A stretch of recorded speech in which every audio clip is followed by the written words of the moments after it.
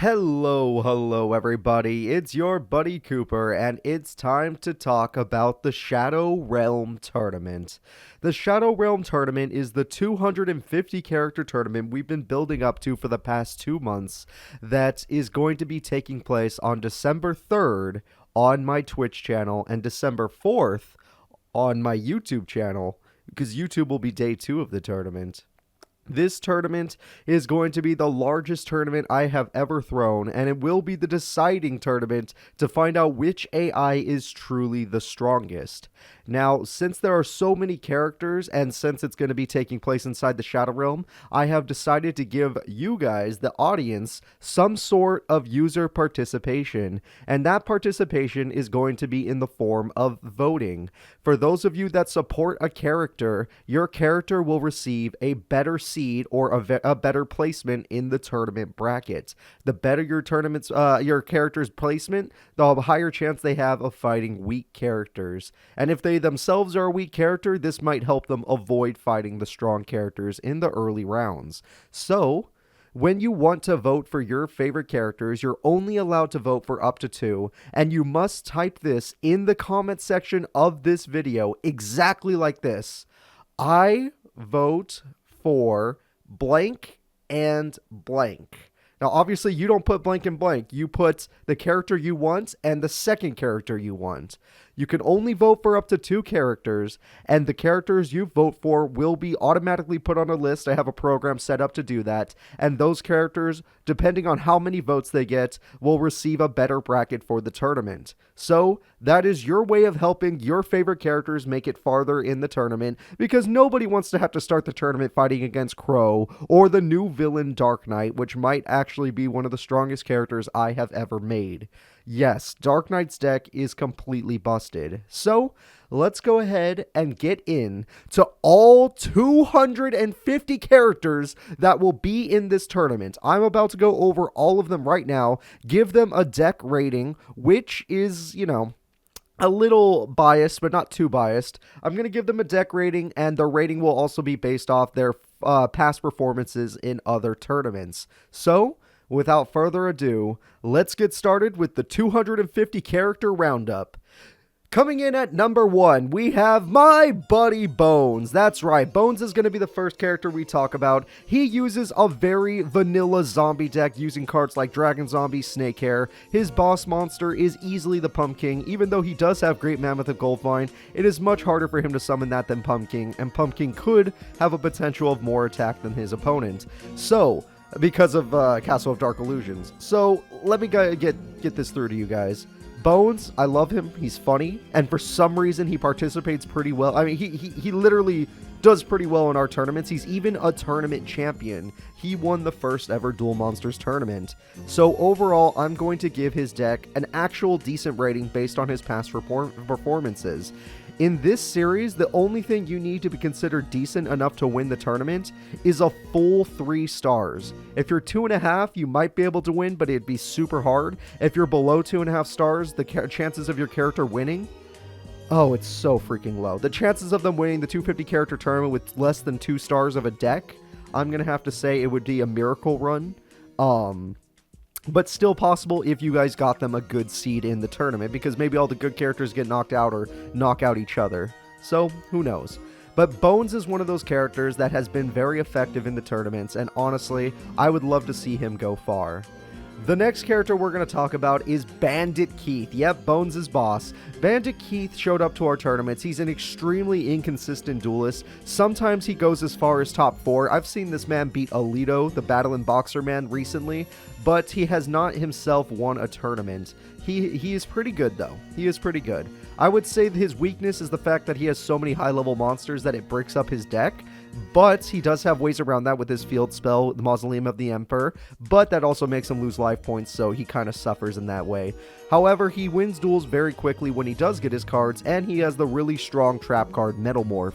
Metalmorph has completely turned duels around in the past, and honestly, Bandit Keith is still a fighter, and I think he's going to be fun to watch in this tournament.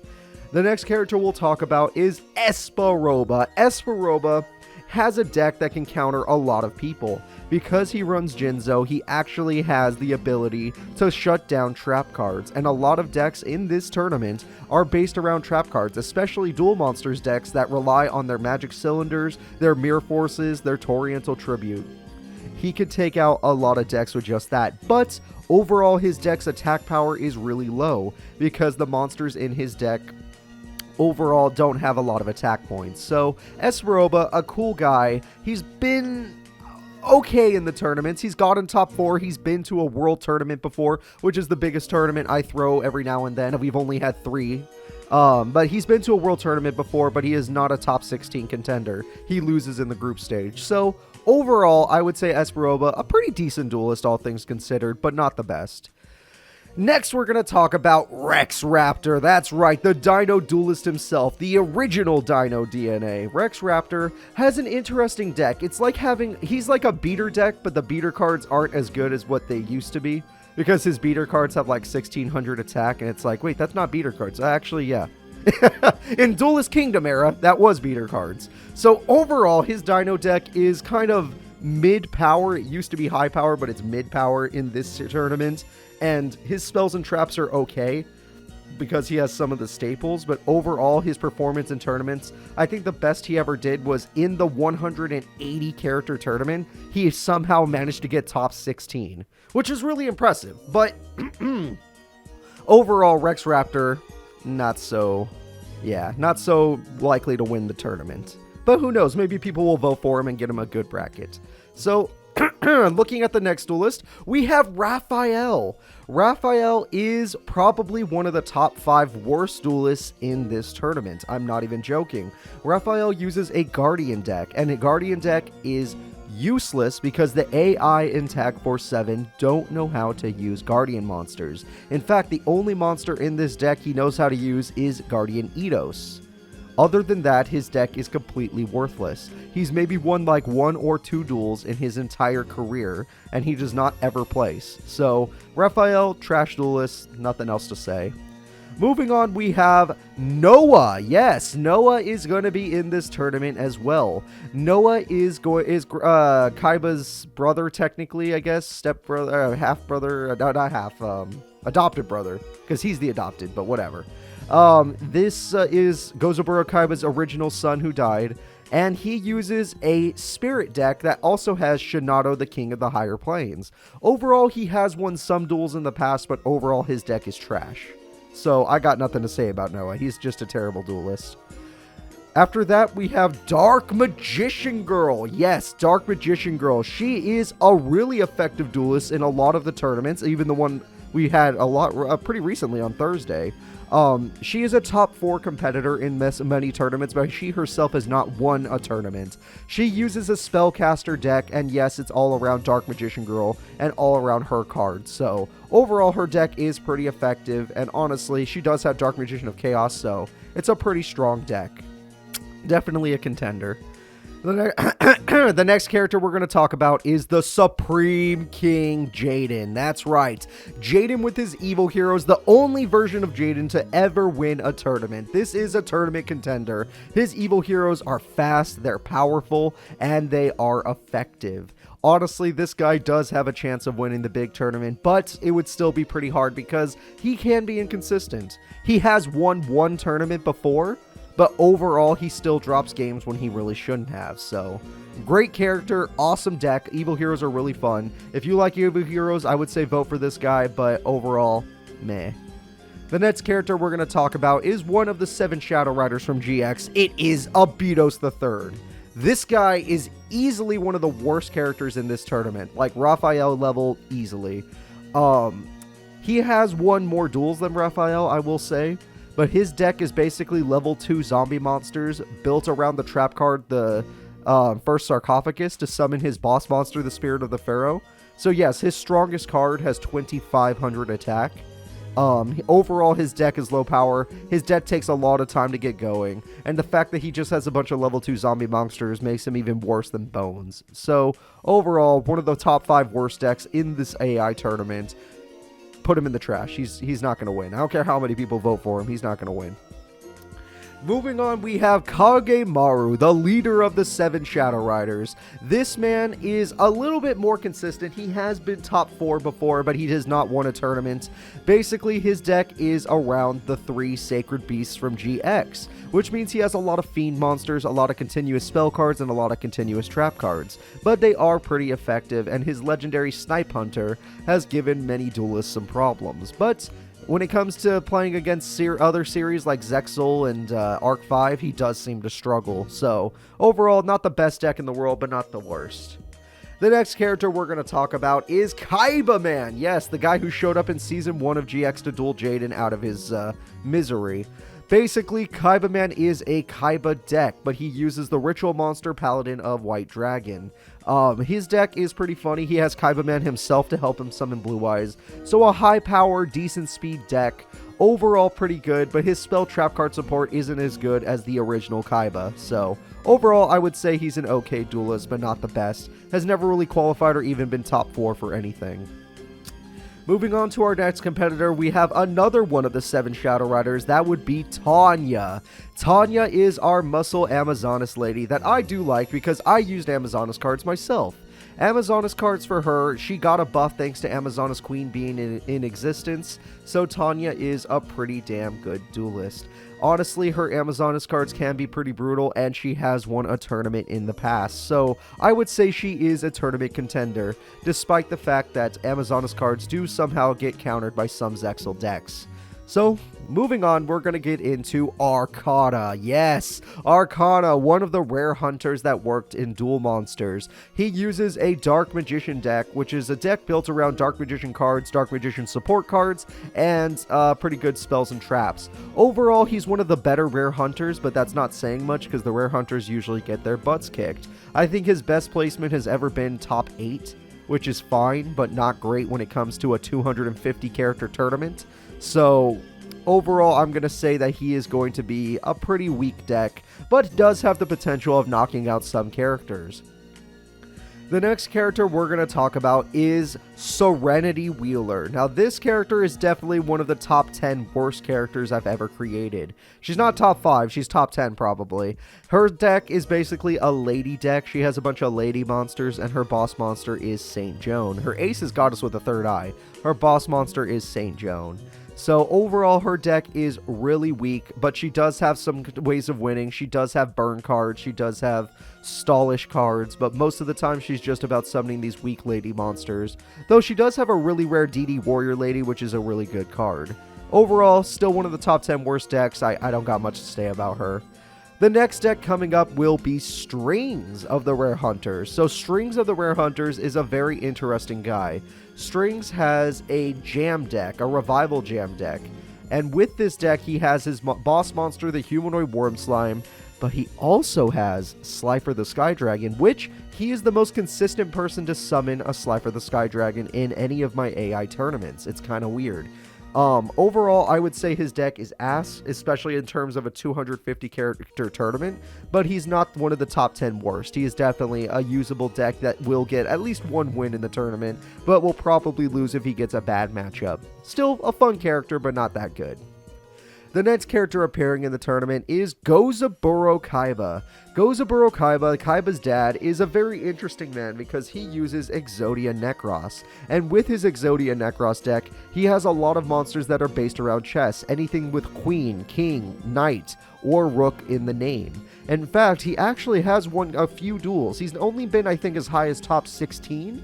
But he has won a few duels himself, and I gotta respect the guy for that. Overall, his deck is still ass, though. The AI just has gotten lucky sometimes, and he has never summoned Exodia Necros because it is extremely hard to summon. But he does have busted cards in his deck like Painful Choice to make that a little bit easier. Either way, not a character that I say is going to win, but whatever. The next character to appear at our tournament is the most recent American champion, Rebecca. Now, she's not a champion of one of my tournaments, but she is a champion in the show. Rebecca Hawkins uses a lot of interesting monsters. She has a lot of Sangans, Witch of the Black Forest. She uses Last Will, but her boss monster and strongest card is probably the Shadow Ghoul. That's not to say she doesn't have other busted strong cards, but Shadow Ghoul has the potential of being her strongest monster. And overall, she has some pretty effective cards like Millennium Shield for stalling. She has Injection Fairy Lily. She has a pretty good set of traps and spells, and she likes to do Fire Princess Burn. So it's pretty interesting of a deck. Rebecca overall performs decently in tournaments, but she does not usually get very far. Her deck is a little too inconsistent for that, and her AI brain does not understand how to use the deck itself.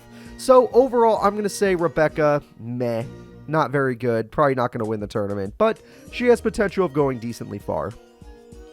The next character we're going to talk about is Loomis. Yes, Loomis the Rare Hunter, not Loomis and Umbra. They've been split into two different characters. Now, Loomis's character is the version that uses the Mass Beast ritual spell. Both of them have a different version of the boss monster, and Loomis is the one using the ritual spell. Their deck is based around mass cards, and honestly, it can be a pretty effective deck. He has gone top 4 in a previous tournament before, but he is usually pretty ass, so overall, I would say Loomis, interesting character, but not really good odds of winning the tournament. Kind of bleh. The next character we're going to talk about is Seeker. Seeker is another one of the Rare Hunters and uses a banned Rare Hunter deck, a banned Yu-Gi-Oh deck, which doesn't matter because in this tournament a lot of characters are using banned decks. But Seeker's banned deck is an Exodia stall deck with a lot of defensive monsters, with triple Graceful Charity, with triple Pot of Greed, and triple Exodia pieces. Honestly, he has won lots of duels with this Exodia deck. He's probably the guy who's summoned Exodia the most often, but he could still be inconsistent, and honestly, his AI, it's not the best. So I would say he is an effective deck, but when it comes to 250 characters, some of these characters can beat him within 4 turns, so he won't even have the chance to pull all those cards. Overall, probably the fastest Exodia guy I've ever seen, but at the end of the day, not good enough to win. Moving on to the next character. The next character appearing in our tournament will be Paradox. Yes, not the Paradox Brothers, but Paradox himself. The boss from the movie Bonds Beyond Time. That's right. He is coming in with his Malefic deck. It does exist in this game. His Malefic deck has been really effective in tournaments, and he is a tournament champion. He also got second place in the freaking 90 character tournament, so he's placed really high in big tournaments before. Granted, 250 is a lot bigger than that, but he is pretty good. The only weakness of his deck is that he is field spell reliant. Decks that rely on their field spell usually aren't that consistent, but when he gets it, he usually wins the duel, so it's pretty damn good. I would say he's one of the better characters to appear in this tournament, and somebody to watch out for. The next character that's going to be in our tournament is a GX character known as True Man. True Man uses a Dark World deck, and his Dark World deck can be really scary. He's got Grapha thanks to this game having more advanced Dark World cards, and honestly, I think this guy can be a contender, but in my tournaments, he does not usually do very well. I think he's gotten top 4 once and has been to a world tournament, but in that world tournament, he got dominated, so I'm going to say, overall, not the best character, but Dark Worlds for him can still be really good. And they have some amazing combos with Card Destruction and Graceful Charity in this series. So, moving on to the next character, we have Odin. Odin is the final boss of Yu-Gi-Oh! 5D's Dual Transer, a video game. So this is a video game boss. She uses a high-powered dragon deck. She has 5 God Dragon. She has Stardust Dragon. She has Crimson Archfiend Dragon. She has Red Eyes Darkness Dragon. She has the best dragon cards to ever exist. And she does win quite a few duels in our tournaments. But despite her high-powered dragon deck, she has never been top 4 in a tournament before, so I have to say she's inconsistent. And even though these dragons are amazing, I'm going to have to go against her. So overall, a cool character, but not one that can win the tournament. But who knows, maybe she'll surprise us. I've seen underdogs before. The next character we're going to talk about is Jinzo, the GX Dual Spirit. So Jinzo himself is a character in our tournament because he showed up in GX and had a pretty interesting deck. Now, his deck has been buffed thanks to Attack Force 3. It has cards like Gores, Jinzo Lord, and all that fun stuff, but he is basically a Jinzo deck with Ectoplasmer and a Malice Doll of Demise. It's kind of an interesting deck that has won many duels. He's even gotten top 4 in a tournament before and has been to the World Tournament stage, but once he got to the World Tournament, he got rocked, so not much to say about him. Probably better than some of these characters, but not that great. Oh, I'm excited to talk about the next character, everybody. The next character appearing in our tournament is Johnny Steps. Yeah, that's right. Johnny Steps, that one-off character that didn't even finish his duel with Yugi, really. And he had a dance battle with Taya. Basically, he uses a lot of female monsters that are really weak, and his boss monster is the Musician King. He has some equip spells, he has some burn cards, but overall his deck is completely terrible. Easily top 10 worst deck right there. Johnny Steps, a funny guy, but he's not going to step into victory here. The next character to appear is going to be Chancellor Shepard from GX. That's right, everybody. Chancellor Shepard is going to be appearing in our tournaments. And Chancellor Shepard he's got a Cyber Ogre deck. He's got a lot of Cyber cards in his deck, but Cyber Ogre is his ace monster, and Cyber Ogre number 2 is his boss. He does have really strong cards like Power Bond and Limiter Removal, and he has defeated strong characters in the past, but he is not consistent. He honestly cannot get top 4 to save his life. He can't even get top 8. So, honestly, not the strongest of characters, but has taken out the strongest of characters. So, interesting guy.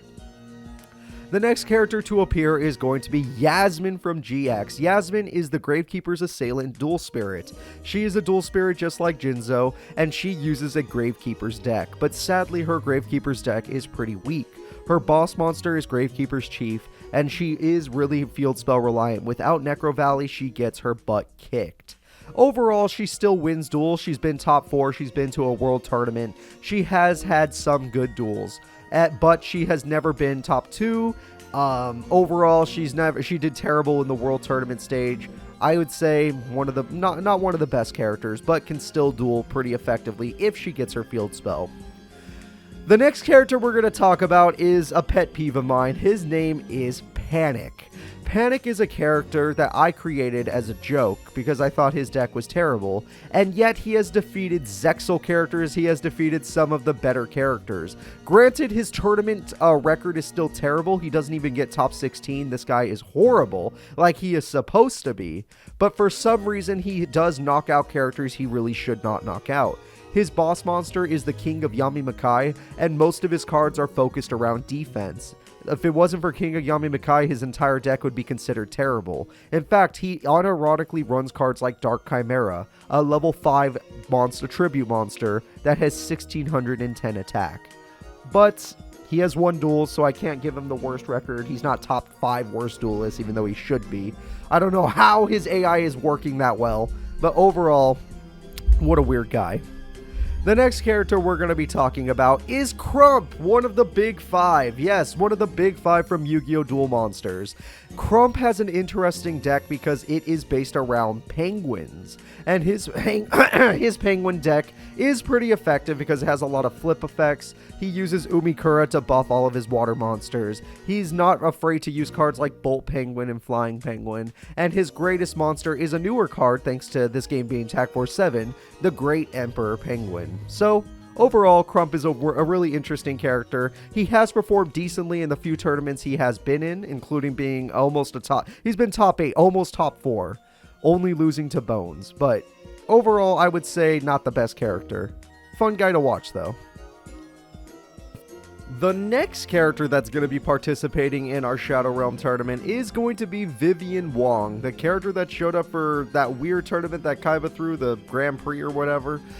She uses a weird deck because a lot of her cards don't exist, but some of them did, so I was able to make kind of like a Dark Blade Kiryu deck with Dark Blade, Kiryu, and Pitch Black Dragon, but overall her deck is kind of strange and I don't really know how to rate it. I would say she's one of the worst duelists simply because in our tournaments that she has participated in, she usually performs really poorly, but what are you gonna do? The next character we're going to talk about is Jean-Claude Magnum. That's right, Jean-Claude Magnum will be appearing in our tournament. He uses a ninja deck, and he has access to some of the newer ninja cards, which is pretty cool. But overall, these ninja cards are just used to summon his boss monster, the Big Koala. That's right, the strongest card he could summon with these ninja monsters is the Big Koala, but these ninja cards have some decent effects and he has won some decent duels. Overall, still not a great duelist, but he has at least won some duels. Good for him. Next, we're going to talk about Dark Master Zork. That's right, Zork is going to be appearing in this tournament. Zork is one of those big bosses that has one of the better decks and has gotten top 4 before. This guy has a deck basically built around Dark Master Zork, around a bunch of fiend monsters, and he has access to cards like Zoma the Spirit, he has access to cards like Slate Warrior, he has some really busted monsters that, you know, Bokora used for him in the show. So I'm pretty excited to see how Zork will work on a big stage like this. This will be Zork's first ever big tournament, but we'll see how it goes. I'm pretty excited to see what happens.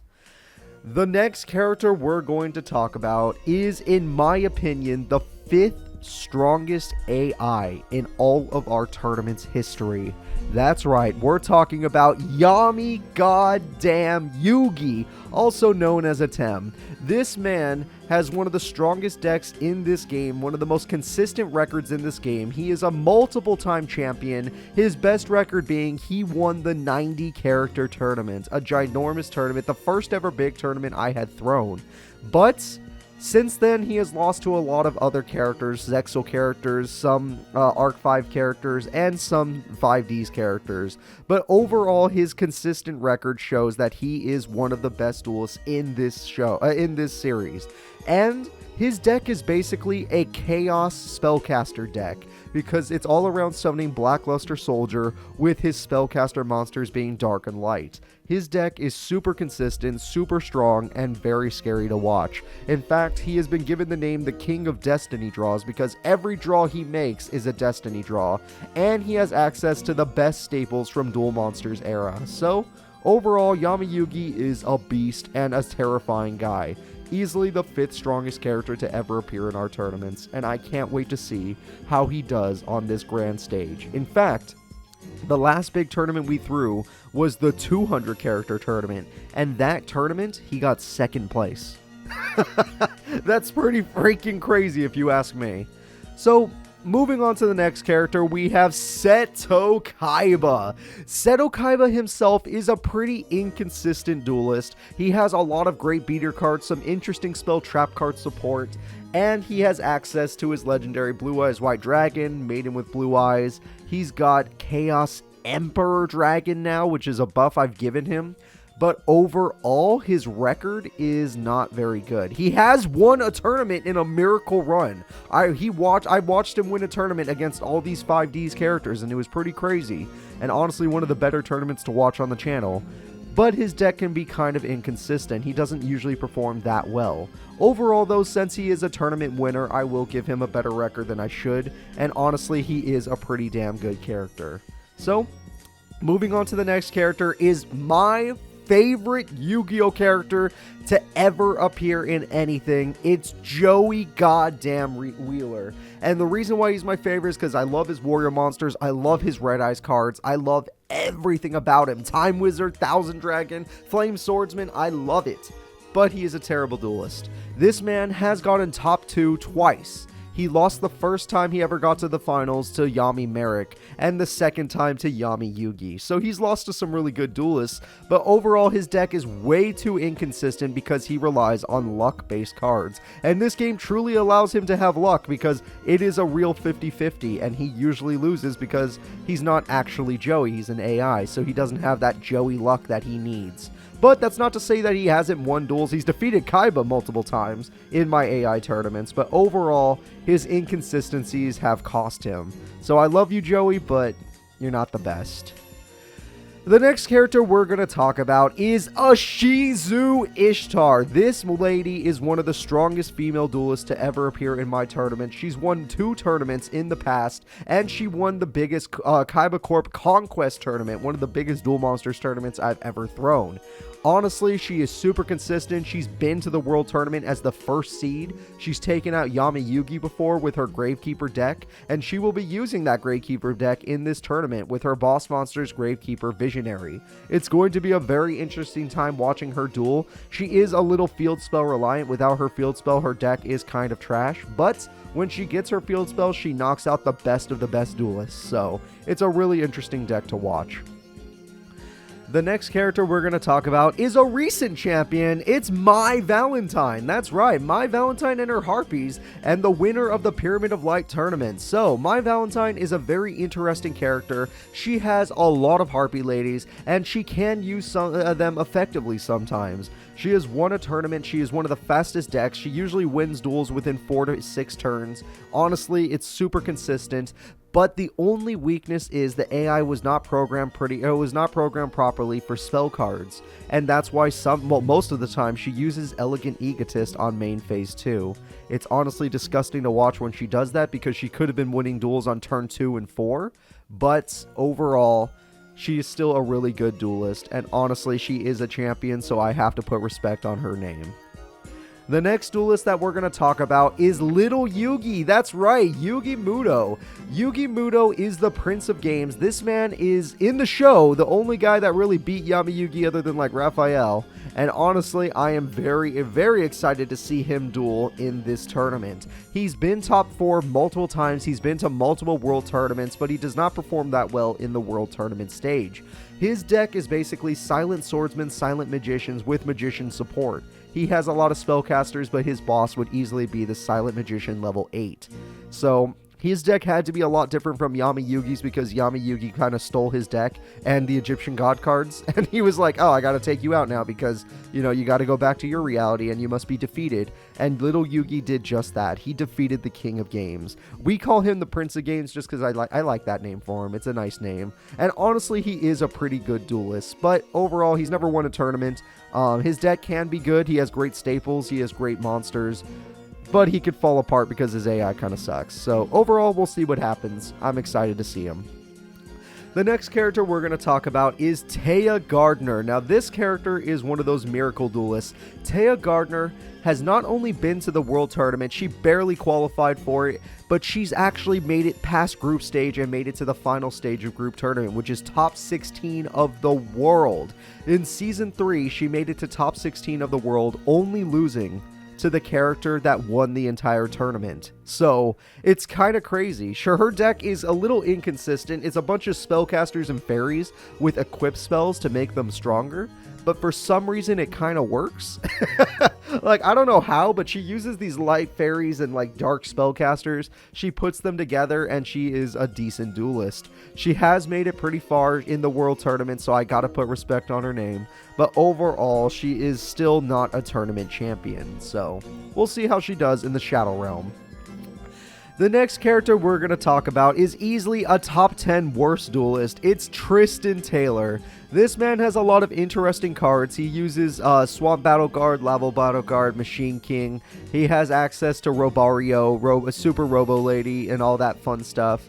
It's kind of a funny deck, all things considered, but none of these cards really work together, and you better believe he has Cyber Commander, okay? He has 3 copies of it, and Acrobat Monkey from me, because I thought it was funny.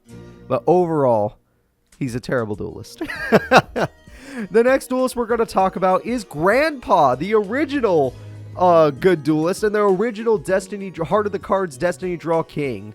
Grandpa's deck is an Exodia deck with a lot of monsters that are actually just Yugi's Duelist Kingdom deck. His deck is extremely inconsistent, and he has summoned Exodia before, but he has not won anything. He's not gotten top 4. I don't even know if he's gotten top 8, I would say. He can win duels, but overall he's using Yugi's weakest deck. So, I would say Grandpa, that's going to be a no. Or technically Yugi was using Grandpa's deck, which is whatever. It doesn't matter. The next character we're going to be talking about is Maximilian Pegasus, the creator of goddamn duel monsters. That's right, this man is the reason we're even talking about Yu-Gi-Oh! Today, because he made it happen. He turned these cards into reality, and guess what? He's actually a good duelist. He's won 2 tournaments. He's been to the World Tournament stage, and in the World Tournament stage, he's won some duels. So honestly, Maximilian Pegasus is a tournament contender and a person to look out for. But he has a problem. He is known as one of the worst AIs in the game. For some reason, whenever he activates a card, he usually chooses the worst option of that card. And he throws away some win conditions by, oh, I can attack right now for game. No, I'm going to tribute summon. his AI is not properly programmed for these toon monsters, but he is the only toon duelist in this tournament, and he is a tournament champion, so he should be respected, and if you like toon monsters, he's the guy to go for. And he does have Relinquish and Thousand Eyes Restrict, so it should be a pretty interesting duelist to see. He is really strong, and honestly, I think he can win it all, but his problem is he is spell card reliant. He has to get his Toon Kingdom card for it to matter. The next duelist we're going to talk about is Yami Bakura. That's right. Bakura is going to be in this tournament. Bakura is actually a pretty strong contender. He's been top 4 multiple times, but he has never won a tournament. I don't think he's ever been farther than semifinals, to be honest. His deck is pretty interesting. It's a lot of stally fiend monsters, like really high defense or burn fiend cards. He has really good traps and spells. He has his legendary Destiny board, which he has won with many times. He's won many duels with Destiny board, but the problem is he usually blocks it because his AI is kind of dumb, but he still has access to strong monsters like Dark Necrofear, which has won him duels, and Dark Ruler Hadez, which has won him duels. So Yami Bakura, don't sleep on him. He's a good character, but he isn't the most consistent character. The next character we're going to be talking about is Duke Devlin, easily top 10 worst duelist. Duke Devlin is a terrible duelist. This guy uses a dice deck mixed in with a bunch of cards he used in the show. No Orgoth does not exist yet, so honestly his best card and the only card that gives him a chance of winning duels is probably Dice Jar. I'm sorry, Duke Devlin is just terrible. That's all I have to say. The next duelist going at it will be Mako Tsunami, and you would think I'm about to talk shit because he's the freaky fish guy, but Mako Tsunami has won a tournament. He was the winner of the Duelist Kingdom tournament I threw a long time ago. He also has been to the World Tournament stage and defeated multiple people all the way into final stage, and the only person that could stop him was Yusei Fudo, and Yusei Fudo had to summon Shooting Quasar Dragon to do it. I'm not even joking. Mako Tsunami has had a miracle run. He's done super good in tournaments, and he's a fun guy to watch. Despite the fact that his boss monster is Fortress Whale, and he does actually use it, I mean, I don't know what to tell you guys. He's an anomaly. He shouldn't be doing this good. He should never have won a tournament. He should never have been to the world stage, and he should have never have been to the final stage of the world tournament. This man is an anomaly, but he still wins duels, and he is consistent, so I have to respect him and give him a good rating. The next character to appear is Weevil Underwood. Now, Weevil Underwood is an interesting duelist because guess what? He also got really far in that Duelist Kingdom tournament. He got second, only losing to Mako Tsunami. He's gotten top 4 in other tournaments before, which is kind of crazy. His insect deck is a little stally, but he does have some beater insect monsters to make up for it. His boss is easily the Insect Queen.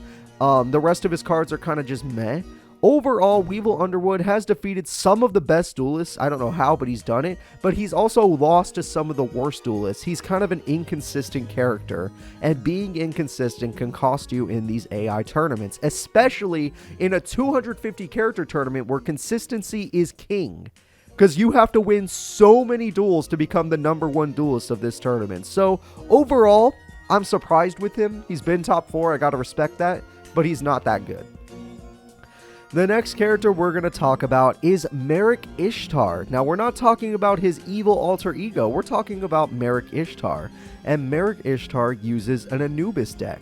He uses the Judgment of Anubis, the End of Anubis, and all those other Anubis cards. He's basically an anti-graveyard deck. He stops everybody from using their graveyard, and his boss monster is like a summoned skull. It's a single tribute 2500 beater monster, which is pretty fast and pretty effective.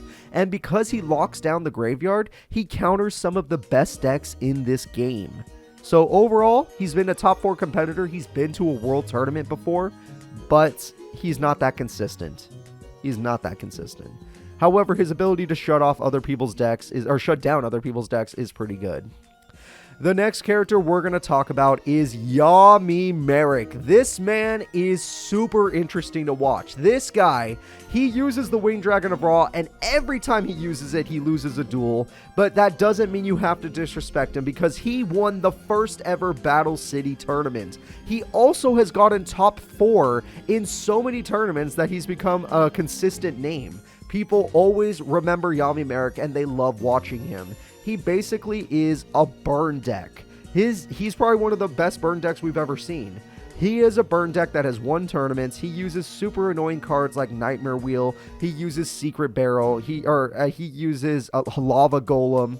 He uses Newdoria to stall. He's just got so many annoying cards. His deck is really fun to watch, and everyone's always haunted like, please don't summon Raw. Please don't summon Raw. Please don't summon Raw. And you know what? He sometimes summons Raw, and he loses those duels. I don't think we've ever seen him summon Raw and win a duel. That's how bad it is. But it's pretty funny to watch. So, overall, one of the better duelists in this tournament. He's definitely a tournament contender, but he has never won a large tournament. He's still a tournament contender because he does so well.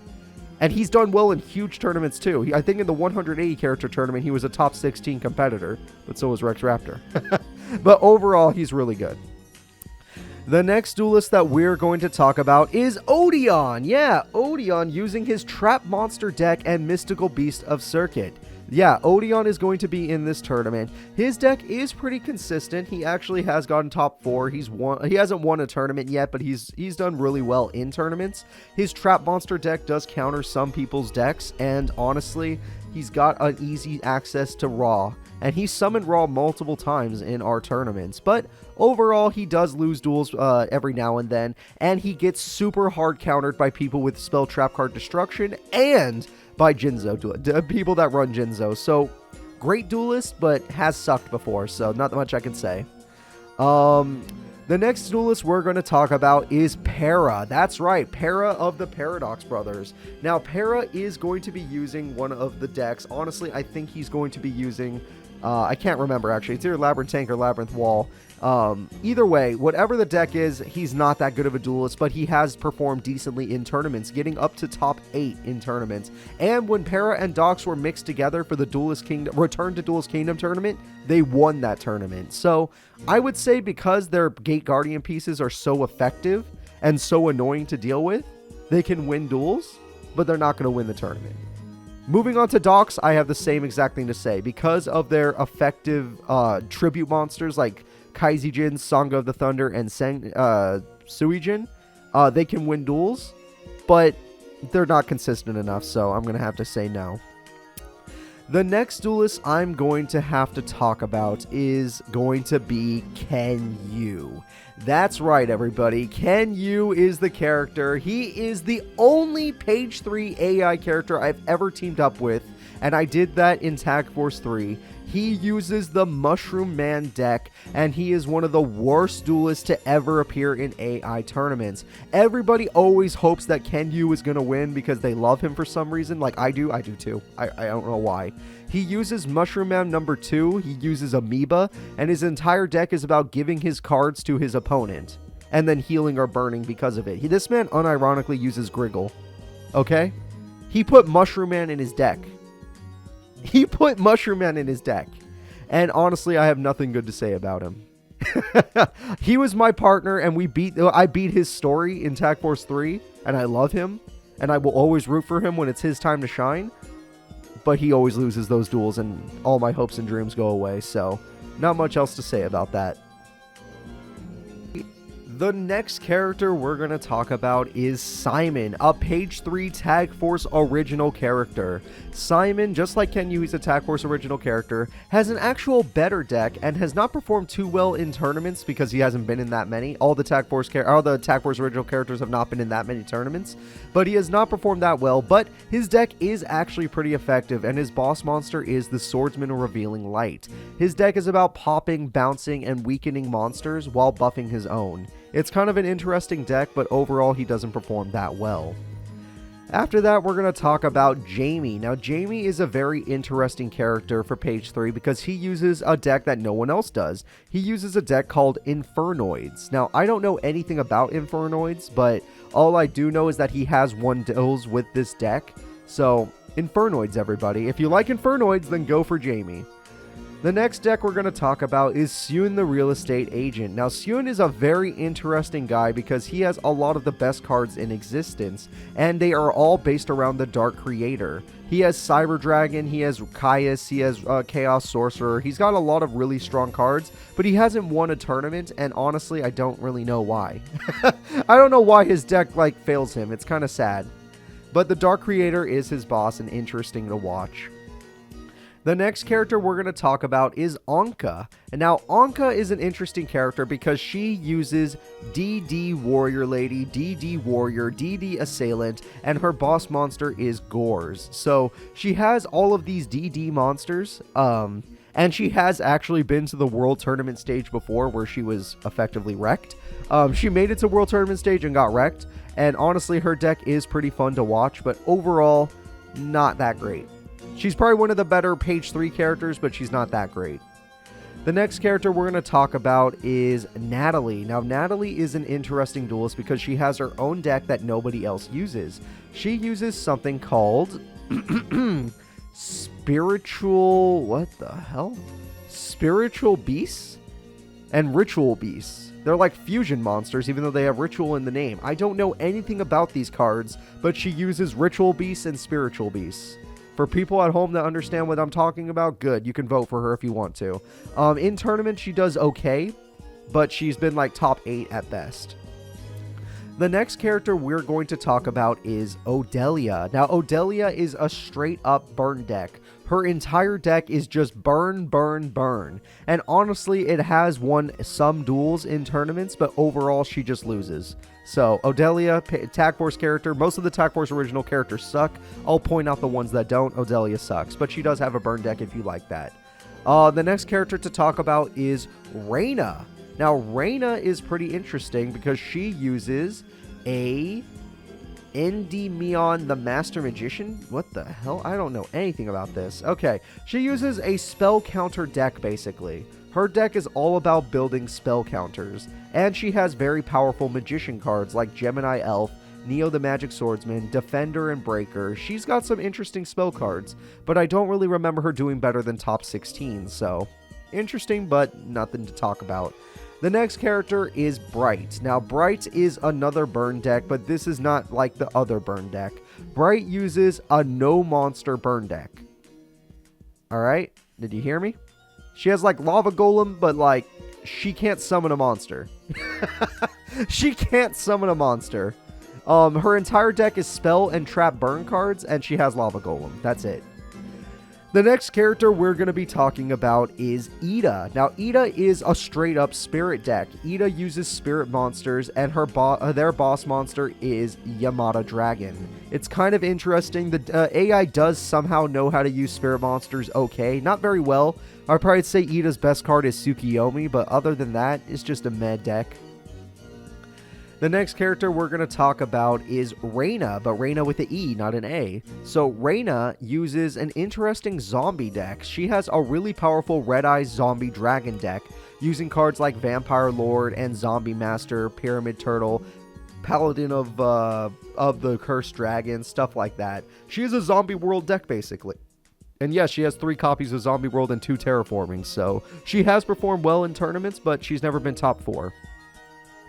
The next character we're going to talk about is Callie. Now, Callie, I like to pretend stands for California, but honestly, it should stand for Cali piece of shit because her deck is terrible. She is honestly top 20 worst characters. She has her best monsters as the gadgets. No beater monsters, but her deck is mostly about getting rid of the opponent's monsters by effects and then attacking directly. So, weird deck, doesn't work, terrible.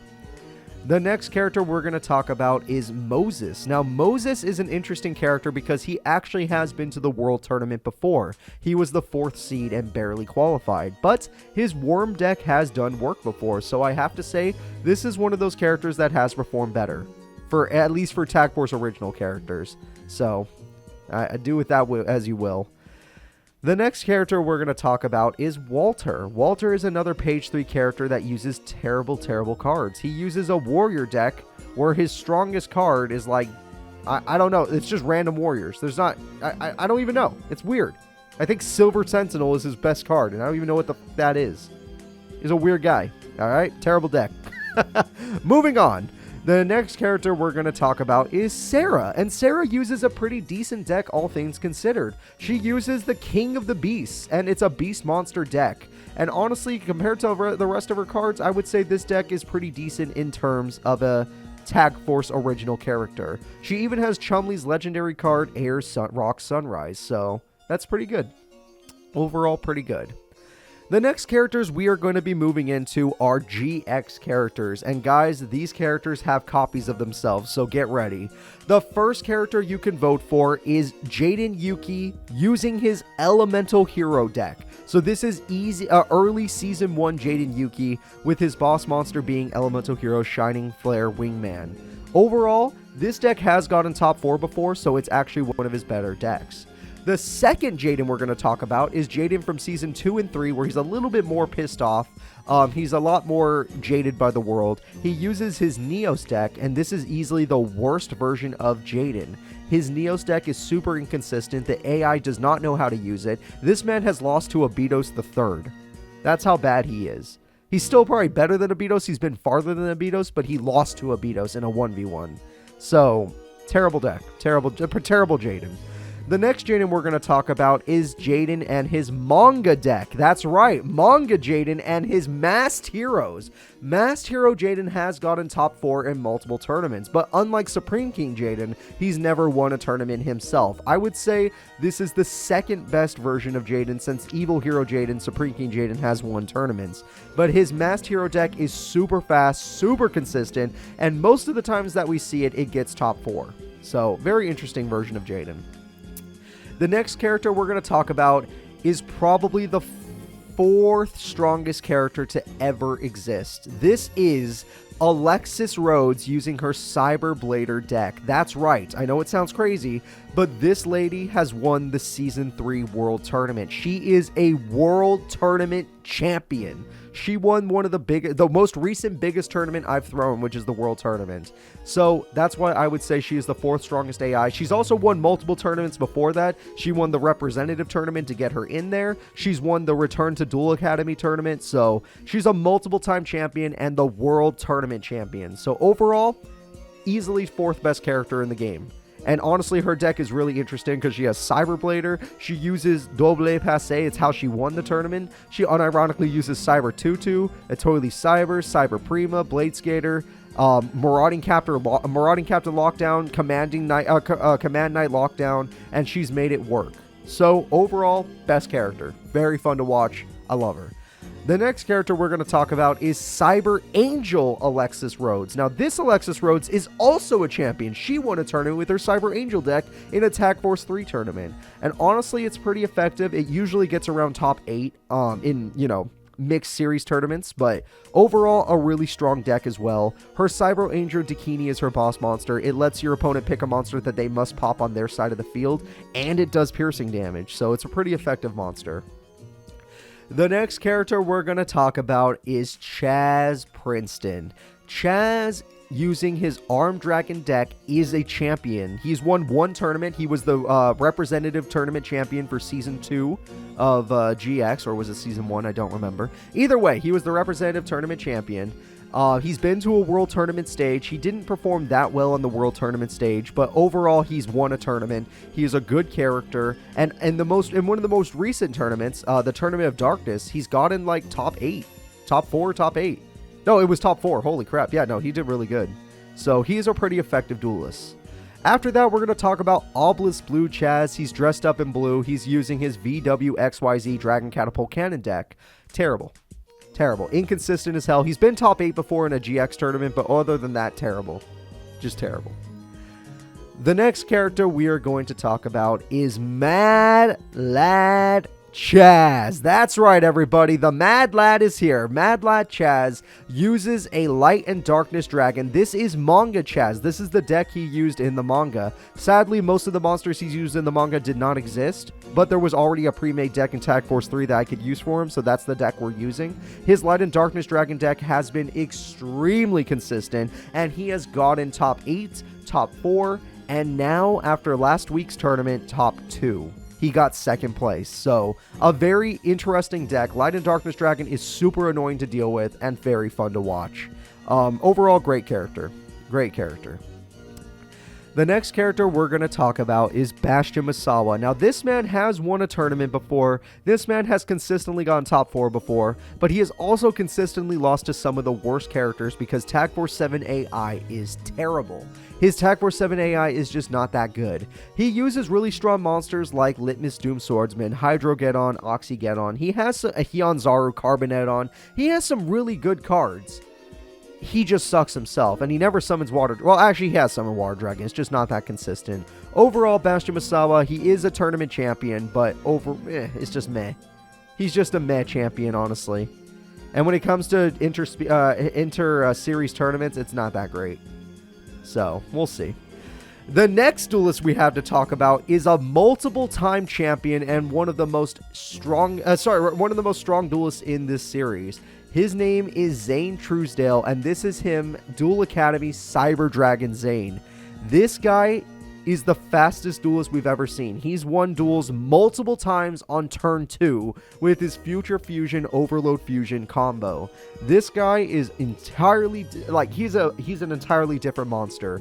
I've seen him lose to stupid crap like Magic Cylinder, Zone of the Spirit. It's been super funny, but I've also seen him win in crazy ways. He's a multiple-time champion. He is a tournament contender. I could see this guy going all the way. Honestly, Cyber Dragon Zane is a beast and one of the scariest characters. In fact, in the World Tournament Season 3, he got second, only losing to Alexis by Doble's Passe burn damage right before he had won. He would have won the duel if the burn damage just didn't hit first. It was kind of crazy.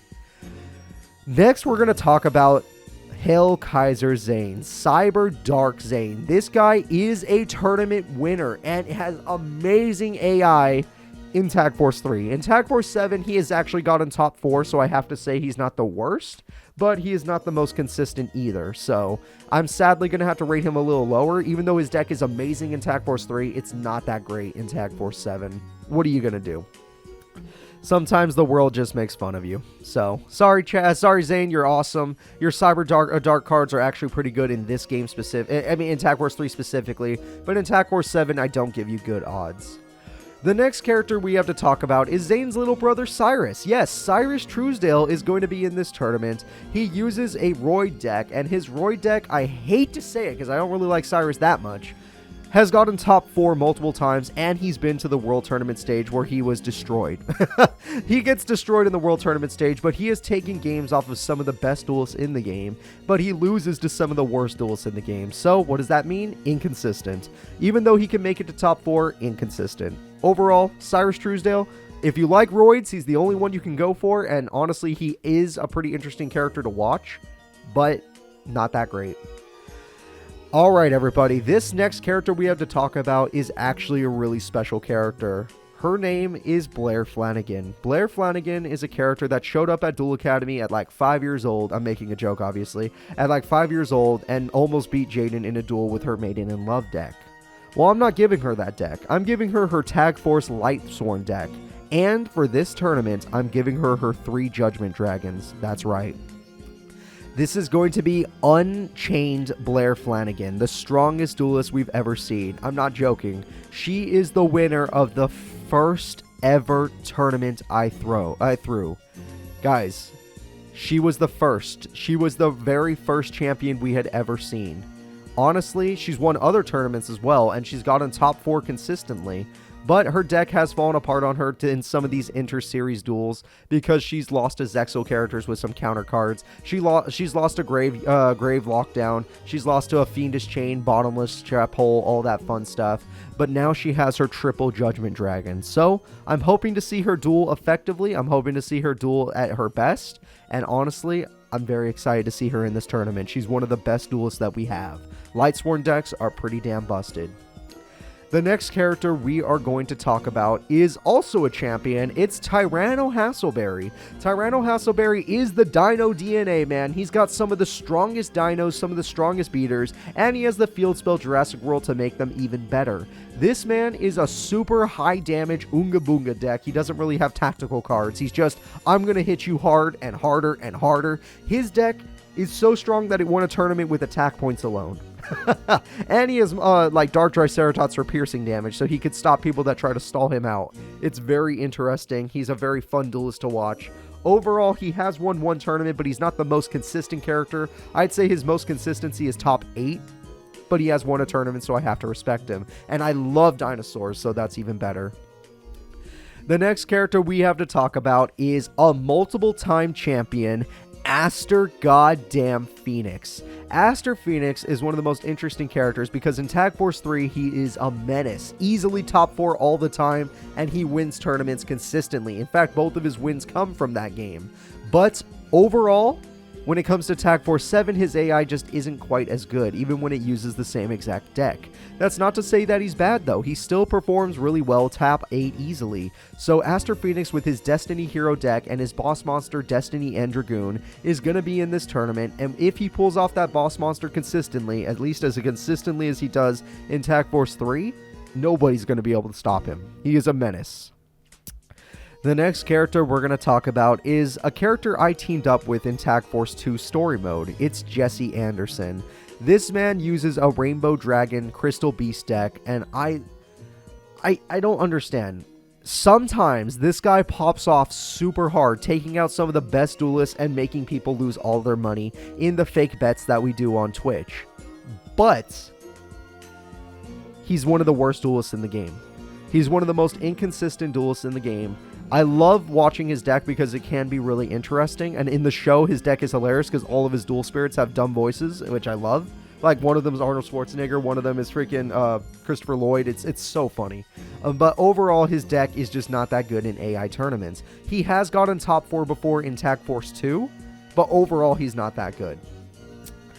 The next character we're going to talk about is the Season 2 final boss, Sartorius. Now, this guy has gotten top 2, and I don't remember, but he might even be a champion, for all I know.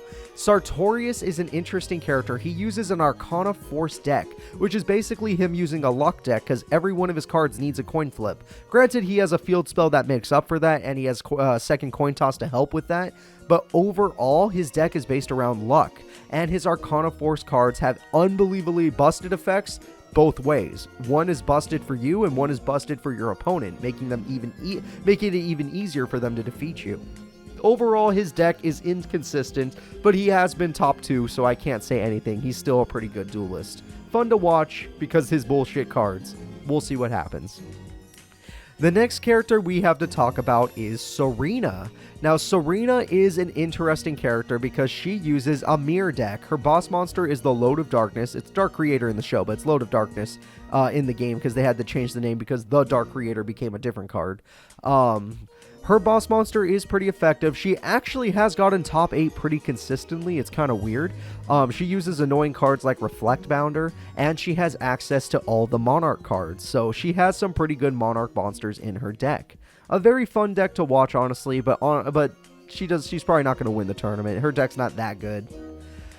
The next character I have to talk about is an upsetting character. It's my least favorite character in anything. This man is Bonaparte. Bonaparte, I don't like his character in the show. I hate him. But talking about AI tournaments, he is a champion and he is more consistent than you would think. This man has won a tournament. This man has been to the World Tournament stage where he got wrecked. And overall, his toy deck is a little inconsistent, but it works pretty well. If he can get out Toy Emperor, he can win the duel pretty easily by searching out his best traps like Mirror Force, Magic Cylinder, and all that. But in Tag Force 7, his AI just isn't quite as good, so he's not a top 2 competitor. He's more of a top 8 competitor, sometimes top 16. Overall, though, he's a pretty good duelist. He's just a bad person. The next duelist we have to talk about is easily top 20 worst duelist, Adrian Gecko. Adrian Gecko uses a Cloudian, Exodia, the Forbidden Lord deck. It's a weird deck. It's so weird, it's inconsistent, it's terrible. I don't like it. Adrian Gecko, he sucks. Okay, he just sucks. Cloudians could be cool. They honestly could be cool, but his AI just doesn't know how to use them. So overall, bad duelist, what are you going to do? The next character we're going to talk about is a 2-time champion and has earned the title of the People's Champ. It's Jim Crocodile Cook.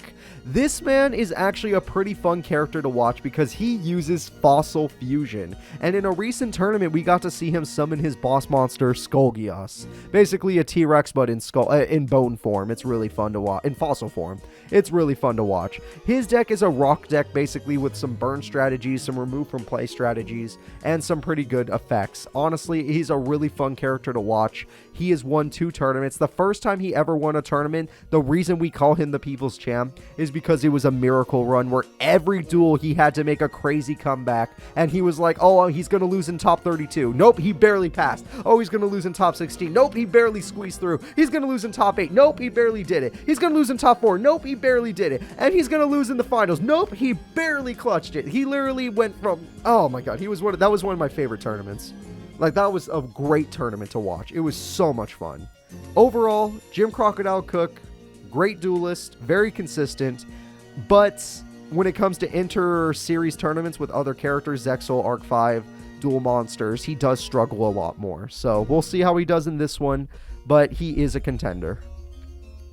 The next character we are going to talk about is Axel Brody. Axel Brody is an interesting character. He uses a volcanic burn deck. He's got a lot of interesting cards. He's been top 4 multiple times now. He's been top 8 more consistently, and his volcanic burn deck has been pretty effective against lots of duelists. But when he goes up against duelists that can stop spell cards, when he goes up against duelists that have really quick decks like Harpy Ladies, when he goes up against duelists with quick decks like Cyber Dragons, he gets wrecked. It's just really harsh. So it's hard to say how well he will do. He's definitely a consistent enough duelist to make it all the way, but he doesn't have a championship. Or maybe he does, who knows? There's been so many tournaments I might have forgotten it. Either way, I would say a damn good duelist in the end of the day, but not the best. The next character we're going to talk about is a character that I kind of like. His name is Velian Crowler. That's right, Professor Crowler, everybody. And the only person that uses Ancient Gears in this tournament. So if you like Ancient Gears, this is your man. And guess what? He's not the worst. He's top 4 consistent. He has made top 4 in multiple tournaments. He's a little more consistent for top 8, but that's fine. His Ancient Gears are really strong. The fact that no traps work on them counters a lot of decks. Like, oh my god, it counters most Duel Monster decks. It counters some Zexal decks. It counters some Arc 5 decks. It's a really, really strong deck.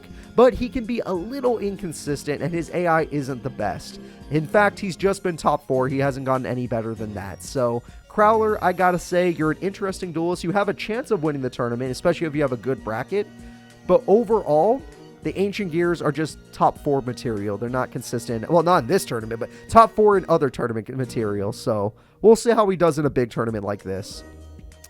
The next character we have to talk about is one of my favorite characters as well. His name is Night Shroud. This is Atticus Rhodes after being possessed by darkness and becomes Night Shroud. Night Shroud uses a Red Eyes Darkness Dragon deck, a card that's really fun to watch and honestly is a pretty cool card. Honestly, I just like Red Eyes. I like Red Eyes cards. He uses Red Eyes. I like him. He's been top 3 multiple times. In fact, I think he's got in 3rd place 3 times. It's kind of crazy. It's kind of crazy how consistent he is at being bad. Like, being not good, just barely not good enough.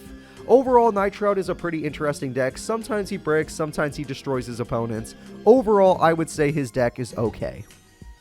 The next person we have to talk about is Jasmine. Yeah, one of Alexis's friends who uses a mixed Wing Beast with some Harpy Lady support deck. It's a pretty interesting deck. Jasmine's a pretty interesting character. And overall, she has gotten top 2 before.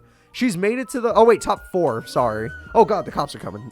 Oh, it's fine. Okay, she's gotten top 4 before.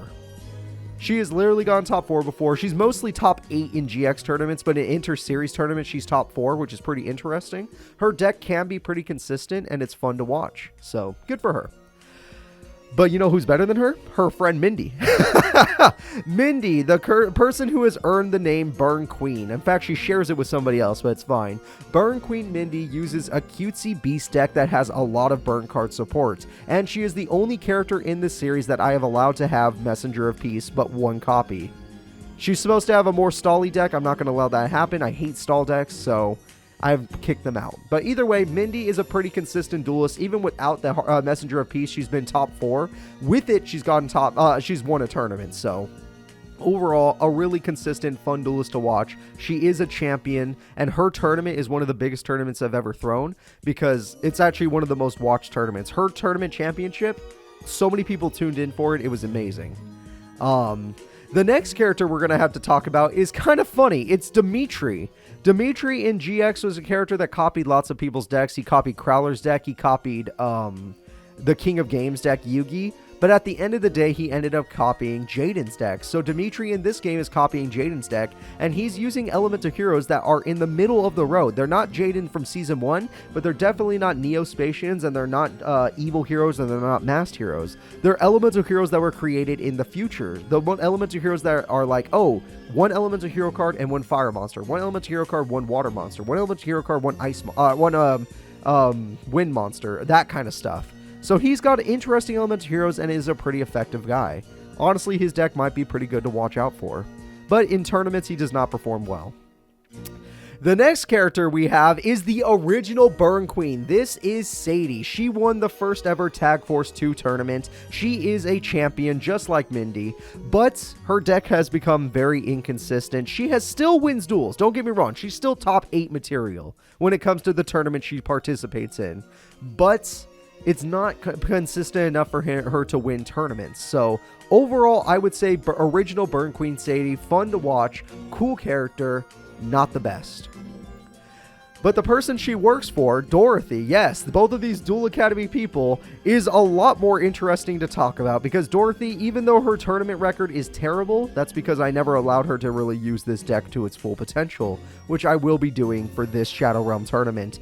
Dorothy, in this game of Tag Force 7, uses Gladiator Beasts. And if anybody saw the last tournament, Dorothy's Gladiator Beasts are honestly horrifying.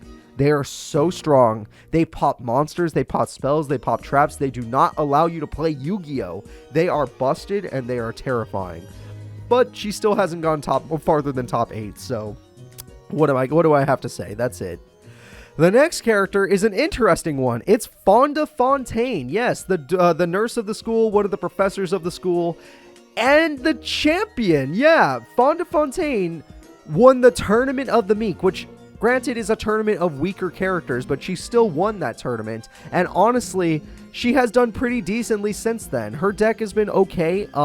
Overall, it falls apart. It's one of the most inconsistent decks because it is an anti-cure deck, and an AI using an anti-cure deck is terrible and honestly sometimes funny to watch. But she still she still won a tournament, and she has gone top 8 since then. So a top 8 competitor. We'll see how she does here, though. The next character we have to talk about is one of the 7 Shadow Riders. It is Titan.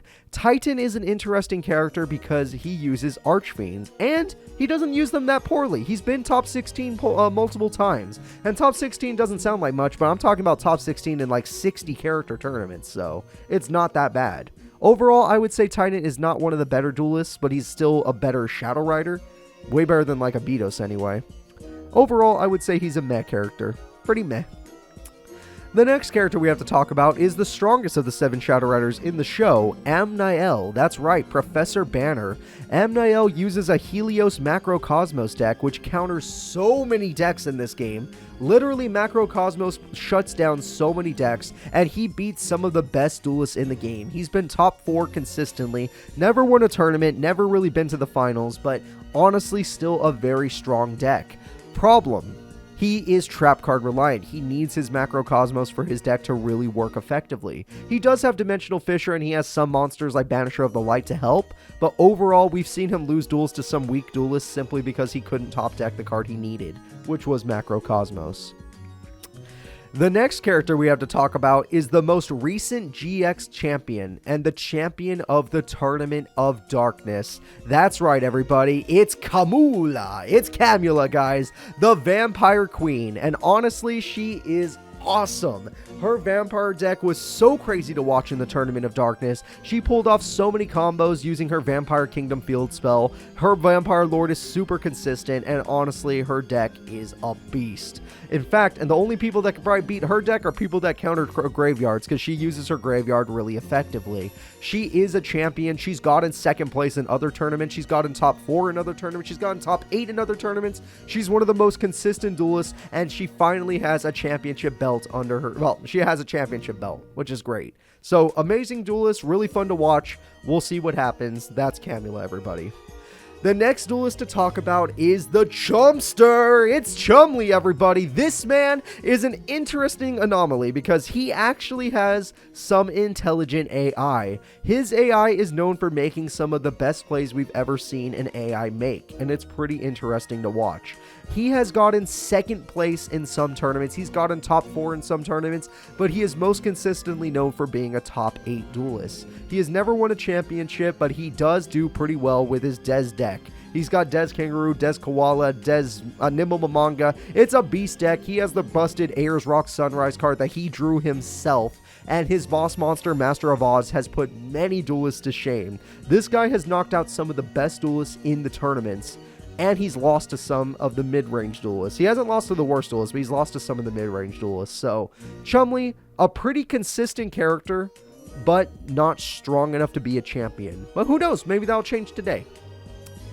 The next duelist we have to talk about is Yubel. Now, Yubel is an interesting anomaly as well. Yubel is a character where in Tag Force 3, she is busted, top 3, top 3, top 3, super amazing duelist to watch. But in Tag Force 7, her AI is dumb. She doesn't know how to play her own deck. But she still wins duels despite the dumb AI, because if by some miracle she's able to pull off Yubel's second form, she wins those duels. The second she pulls off Yubel's second form, she's beaten pretty much everybody. I don't think anybody's ever countered her after that. But that's only in Tag Force 7, and she's very inconsistent, and she kind of sucks, I'm sorry to say. The next duelist we have to talk about is Inconsistency Incarnate. His name is Fujiwara, one of Night Shroud's or Darkness's minions. This is a character that is one of the strongest characters of Duel Academy way back when. Him and Zane were always neck and neck back in the day. But then, you know, the abandoned dorm incident happened and he lost everything. So, when he came back as Night Shroud's minion, he has a Clear World deck, which in Tag Force 7, Clear World has been nerfed. His cards are terrible. He's one of the worst duelists in the game. In Tag Force 3, he's a top 16, top 8 competitor, and he actually does win some duels and counter some decks. But because this is Tag Force 7, terrible duelist. Nothing more to say about that. The next duelists I have to talk about are Tag Force original characters. We have World Tournament contender Kami. That's right, everybody. Kami and her she also has a $1 million deck. She uses a water deck. Kami uses a water deck and made it to the final stage of the World Tournament. In fact, the only person that knocked her out was the original water deck, Mako Tsunami. It was really funny to watch. But Kami is a pretty consistent deck. She uses cards that let her monsters attack directly. She has United We Stand. She has Mage Power. Her deck is super high power beater monsters, like water beater monsters. And then she also has a spell card that lets them attack directly for game. Very interesting deck. She's been to the World Tournament stage. She's a top 4 competitor. Final stage World Tournament level. Honestly, an interesting character to watch. But not as interesting as this next character, because guess what, guys? It's Wisteria. Wisteria is one of the best Tag Force characters you're going to find. One of the best Tag Force original characters. She uses a Demise King deck, and her Demise King deck is really good. So I am excited to see how this deck will do, but overall, I will say she's inconsistent. Like, she can get top 4. I can't say she's inconsistent because she's top 4 consistently. And she's won tournaments. She's won a tournament. So overall, one of the best Tag Force original characters is Wisteria. Her Demise King deck shuts down so many people. One of the most annoying decks to deal with. But she bricks. We've watched her brick many times in many tournaments. So I would say she is a tournament Shadow Realm tournament contender. If she has a good bracket where bricking, she has more time to make up for her bricks. That's the only way.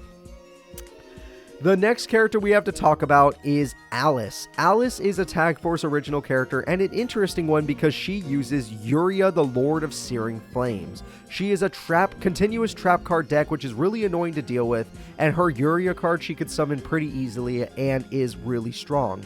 Granted, in Tag Force tournaments, she is not the best duelist. She's like top 8, top 16, but I would say she's still better than some of the other Tag Force original characters, which isn't saying much. That's still not saying much.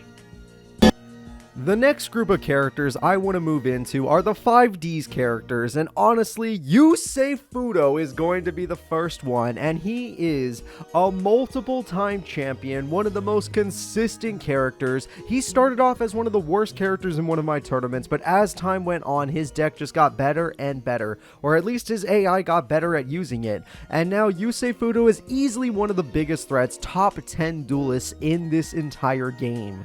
100% he's a top 10 duelist, and honestly, I am scared of him. His freaking synchro monsters are insane, and one of the few times he loses is when he has an oops all synchros moment, or all tuners moment, because with sometimes he just doesn't draw a monster that is a non-tuner, but most of the time, his deck is just unstoppable, and he is a menace. On top of that, we're going to be talking about Akiza. Now, Akiza is one of the stronger duelists in 5Ds. She uses a plant deck that is really effective. Her Black Rose Dragon is one of the best cards too, since it's a full field wipe, which is kind of insane. So basically, her deck has really good monsters, very good consistency. Her damage output isn't that great, honestly, I'll admit. Like, her strongest monster has 2,800 attack, which is good. It's just not as good as a lot of the other characters in this tournament. And when it comes to tournament consistency, she is actually top 3. She gets third place. I think she has the most third place. She has the most bronze medals out of anybody in this group. It's kind of crazy. Out of all these 250 characters, Akiza has the most bronze medals. She's been to a lot of world tournaments where she performs admirably, but she does not win. Overall, I would say she is a contender, but she is one of the only contenders that doesn't have a championship belt. Moving on, we have Jack Atlas, my favorite 5Ds characters, and recently a 2-time champion. He has won 2 tournaments now. Overall, his deck is pretty fun to watch. He does have some pretty cool monsters. His Crimson Archfiend Dragon and all that fun stuff. He's got Red Daemon's Dragon, whatever they call it. Is really strong. He's got really good monsters. He has Endless Decay thanks to Tag Force 6. Endless Decay is a busted monster that has the same power as Obelisk the Tormentor. So overall, he is a contender. He is a great fighter, but his inconsistencies comes from having pretty pitiful spell trap card support. His monsters are great. They're actually monsters, great beaters and some good stallers, but overall, his spell trap card support pulls him down. But he's a 2-time champ. He's definitely a contender. He's a great character.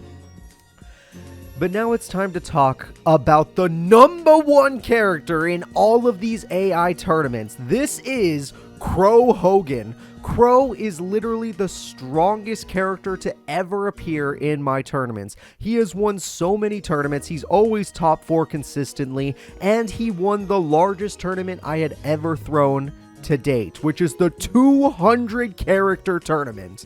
Crow was the champion of that, and with that he earned the title of strongest AI. The Shadow Realm tournament is 250 characters, and with it we will crown a new strongest AI, but for now, Crow is the number 1 character. His Blackwing deck is unstoppable. So many characters struggle against it. Sure, some few duels he has an oops all tuners problem, but most of the time he dominates, and honestly, he is probably going to try and be a 2-time champion in these gigantic tournaments. And if he wins again, then he gets to defend his title as the strongest character. He's the one trying to defend his title right now. I want you to remember that. The next duelist we have to talk about is Callan Kessler. Callan is Yusei, Crow, and Jack's friend. Honestly, he's a pretty interesting guy because he uses a I would call it a top deck because he has a bunch of monsters where he literally has to top deck because he needs to have no hand. I keep forgetting what they're called. Infernities? Infernities. He has an Infernity deck, and honestly, sometimes it does work. He has gotten top 4 once in the past, but his AI is so poor that it's not consistent. But he can win, guys. He can win. Overall, I would say he's a pretty mad duelist, but he has a really fun deck because Infernities are pretty good. Moving on, we have the only two-time consecutive champion, Leo. Leo and his Morphotronics and Power Tool Dragon have won 2 tournaments back-to-back, and he is the only character to ever do that. Honestly, Leo is another one of those menace characters, kind of like Zane Truesdale. He can win as fast as turn 2, and he has done it before. He is a really strong character to look out for, and I am really excited to see how he'll do in the Shadow Realm tournament. Honestly, I would consider Leo to be a top 15 duelist. Out of all 250 characters in the tournament, he would be top 15 because he's that consistent. He's been to the World Tournament stage. He's been everywhere. He's won tournaments, but nothing too big. He's just won regular-sized tournaments. Next up is Leo's sister Luna, and Luna herself has actually done pretty good too. She has gone top 4 before, but most of the time she's more of a top 8 competitor. Her deck is mostly built around anti-cure, kind of like Fonta Fontaine, and she also has some decent monsters like Sunlight Unicorn, and her boss monster, the Ancient Fairy Dragon, which is really good for her deck. Overall, I would say she's still kind of a mad duelist, probably below average, simply because her record is pretty much that, but, you know, she's still pretty cool. The next character we have to talk about is Bruno, and I know we're not supposed to talk about him, but guess what? He is a champion. Bruno has won a tournament before. Now, granted, in this Tag Force 7 game, his deck is pretty pathetic, but it still has won duels. It's just not very good. So I would say even though he's a champion, he does get a downgrade when it comes to this series, when it comes to this Shadow Realm tournament. His Gen X card mixed in with his gadgets just aren't that effective. So all I have to say is, Bruno, you're okay, but you're below average because of the game ruining your AI. On top of that, we have Antinomy, Bruno's alter ego, and Antinomy is an actual champion too, but he has a way better deck. Antinomy uses TG monsters. Ooh, bless me. He uses Tech Genis monsters, and these monsters are super strong and super fast and super effective since they can some of them can synchro from the hand. Honestly, Antinomy is a big threat being a champion. He is pretty consistent at getting top 8 in tournaments that are pretty big, so I would say that he is someone to look out for.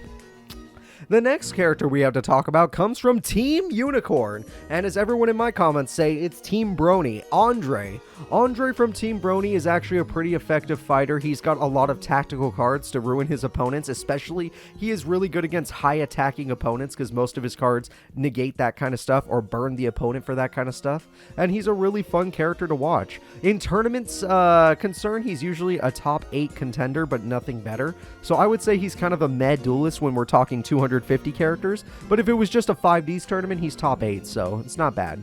Brio, on the other hand, that's the next Team Brony member. Brio has actually been to the World Tournament stage, and in that World Tournament stage, he did okay, but he kind of got rocked. Yeah, he kind of got rocked. He had a hard bracket. He had a hard group. So overall, Brio is interesting because he's gotten top 4 before, and he has been to the World Tournament, but he's not that good of a member in the World Tournament, so I'll have to say that Bruno, not so good. Still good, but better. Brio. Not so good. Still better than Andre, but whatever. And finally, the final member of Team Unicorn and the leader of Team Unicorn, Jean. Jean is a very interesting character because he has gotten 2nd place twice in different tournaments. He is probably the strongest member of Team Brony, and honestly, I would love to see him win, but he can never pull off the victory. His deck is pretty consistent. His Bronies are pretty strong, but what are you gonna do? The next characters we have to talk about are Team... Oh god, I completely forgot their name. I don't know what to tell you. Whatever. The first character we talk about is Yoshizo. This guy is also part of a team in 5Ds, and his deck had to be changed because it's terrible. So, Yoshizo's deck is a level 1 deck. A level 1 normal monster deck. It's horrible. The next member we're going to talk about is Jinbei, and Jinbei uses an Ojama deck because I says so.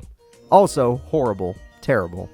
And finally, the leader of Team Taiyo. I remember, Team Taiyo. Their leader is Taro, and Taro actually does use the monster they used in the show, but I took out the stall cards, which makes it harder to use. That's not to say that he doesn't have buffing cards to make his monster's defense strong enough, because he has to keep his a level 1 monster in defense mode for 10 full turns, which is 20 turns in the game.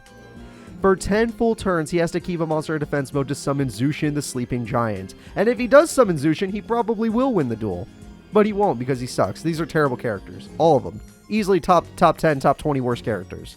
Moving on to the next characters, we actually have some pretty good competitors. Team Ragnarok, that's right. The first character we're going to talk about is Dragon, and Dragon uses Thor. Thor of Team Ragnarok is a really strong monster at 3,500 attack, and it has built-in defense, which is really great. Honestly, it's a really cool monster, and Dragon is a really cool character, but his AI kind of sucks. I'm afraid to say his AI really kind of sucks.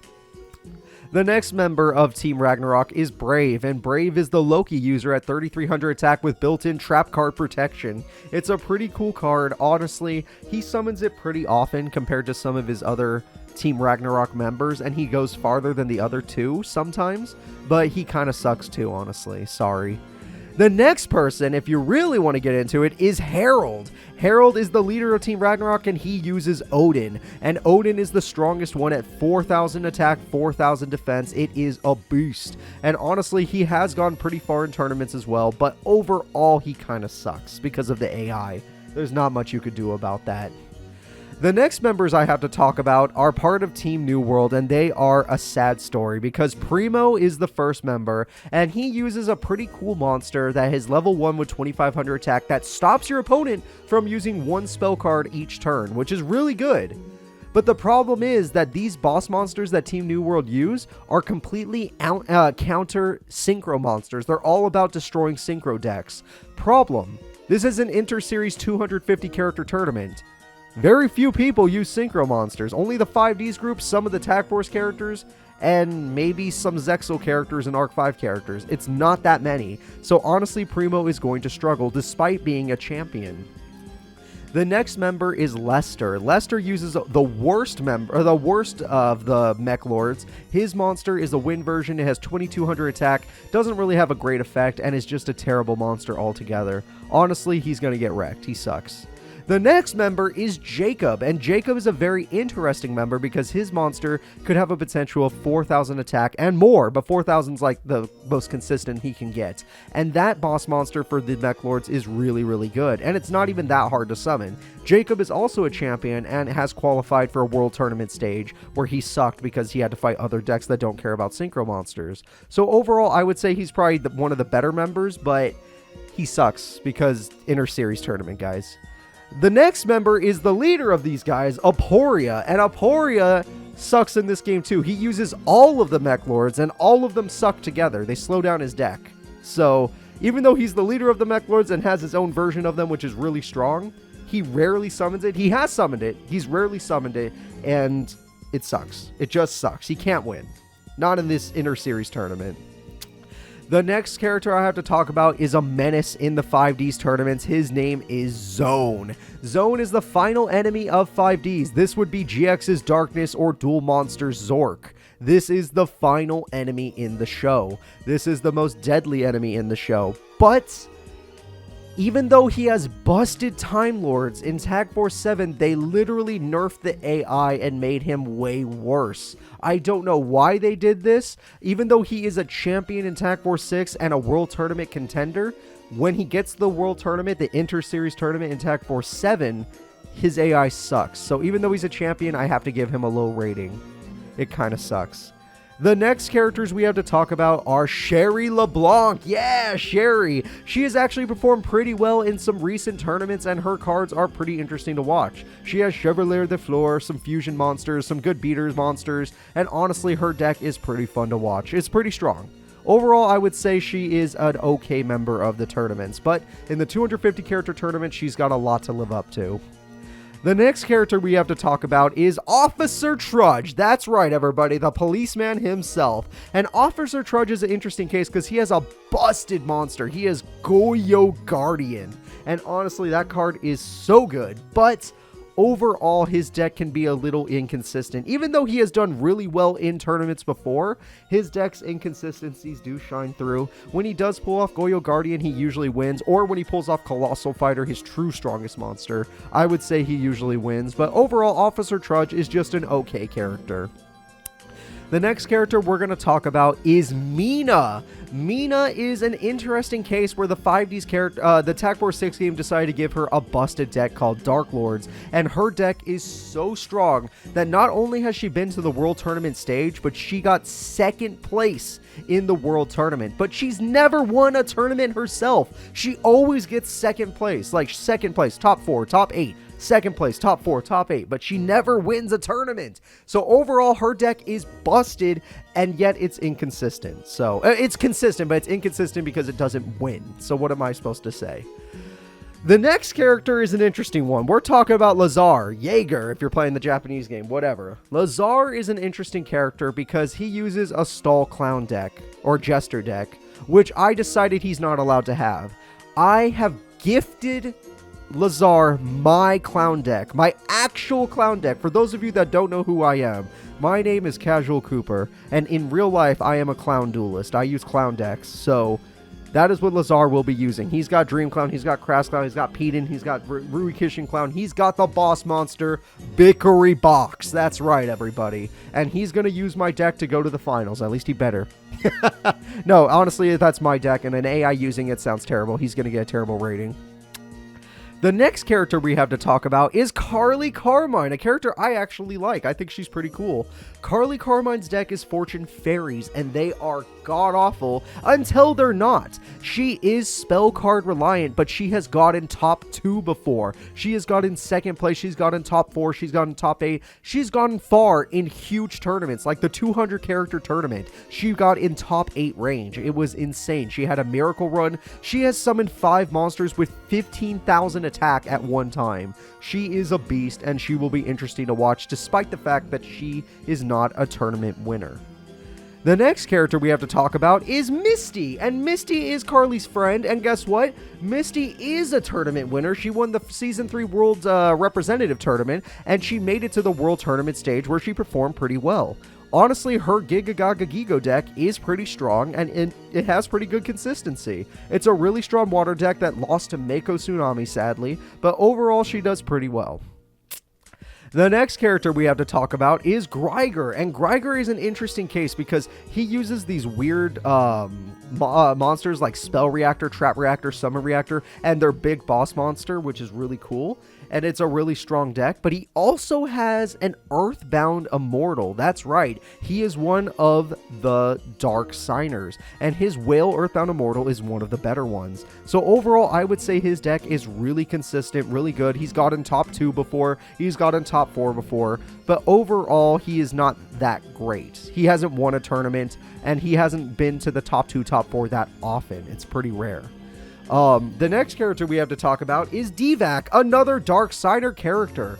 Divac is an interesting Dark Signer. He uses a monkey deck or an ape deck. It's pretty interesting to see. He's got a lot of those beast monsters that are ape-based or monkey-based, and they're pretty strong. And his boss monster, the Earthbound Immortal, he summons pretty consistently, and it wins him duels. Overall, though, he is more of a top 8, top 16 competitor. He is not that great. I do want to give him props, but at the end of the day, his record is just not that good.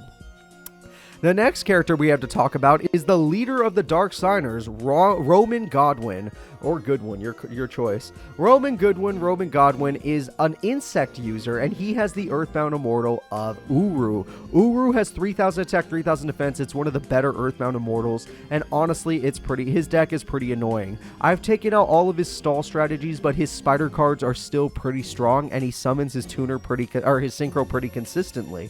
So we'll see how he does on this freaking 250 character stage. Overall, I would say he's kind of a meh duelist. His record's pretty bad. The next character we have to talk about is Rex Godwin, his brother. And Rex is a lot better, honestly. This guy has a terrible Earthbound Immortal in my opinion, but his other cards, the Sun Dragon and Moon Dragon, are super busted. Those synchro monsters are really strong and put a lot of people in a bad shape. His deck is pretty consistent, but he is not that great. Like, even though he pulls off some combos, he does usually lose top 4, hell, I beat him personally in one of these tournaments. Top 4, top 8, top 16. Usually it's not that great. So overall, cool character, cool cards, not that great. The next 5D's character we're going to talk about is Sayer. Sayer, otherwise known as Divine in the Japanese version, is a psychic duelist and the leader of the Arcadia movement. I'm currently working for him in Yu-Gi-Oh! 2010. He's the leader of the Arcadia movement. His deck is pretty effective in the Tag Force 7 game, and honestly, it's really fun to watch. Sayer's decks and his psychic monsters are really fast, really strong, and he likes to burn his opponents down too. So I would say he's an okay duelist. He has no records to show. He's very inconsistent in some of these tournaments, but he has a really fun deck. So bad duelist, but fun to watch.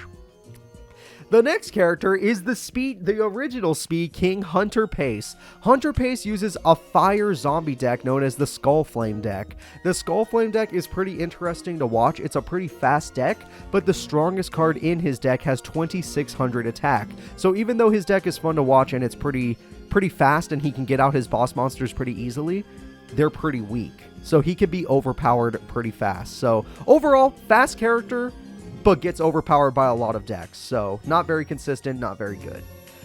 The next character we have to talk about isn't much different. His name is Bolt Tanner.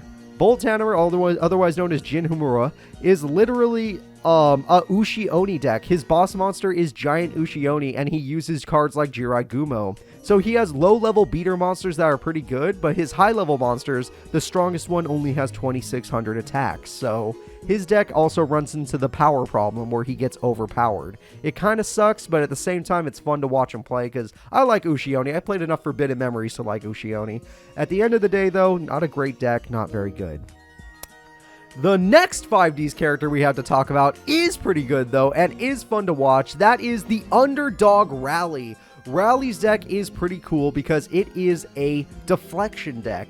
His deck is all about making his opponent hit himself. He's got Dimensional Wall, he's got freaking Magic Cylinder, and he has his boss monster, oh god, what was it called?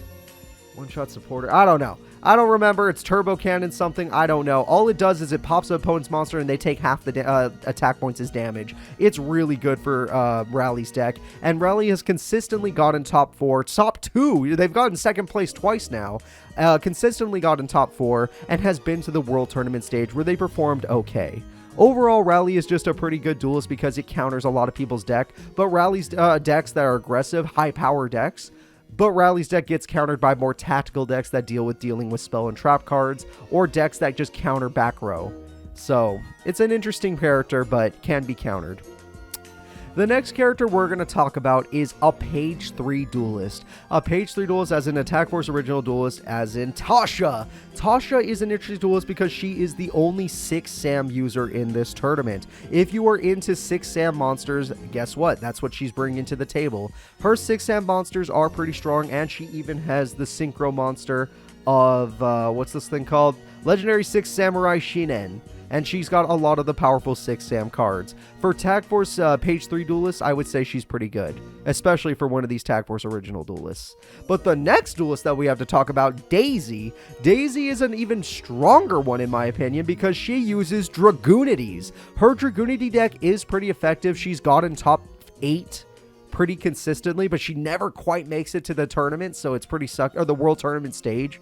She always gets top 8, never semifinals. It's pretty fun to watch her. Her Dragoonity cards are really strong, and honestly, I can't wait to see how she performs in this tournament. The next character I have to talk about is going to be a fan favorite or a niche favorite character.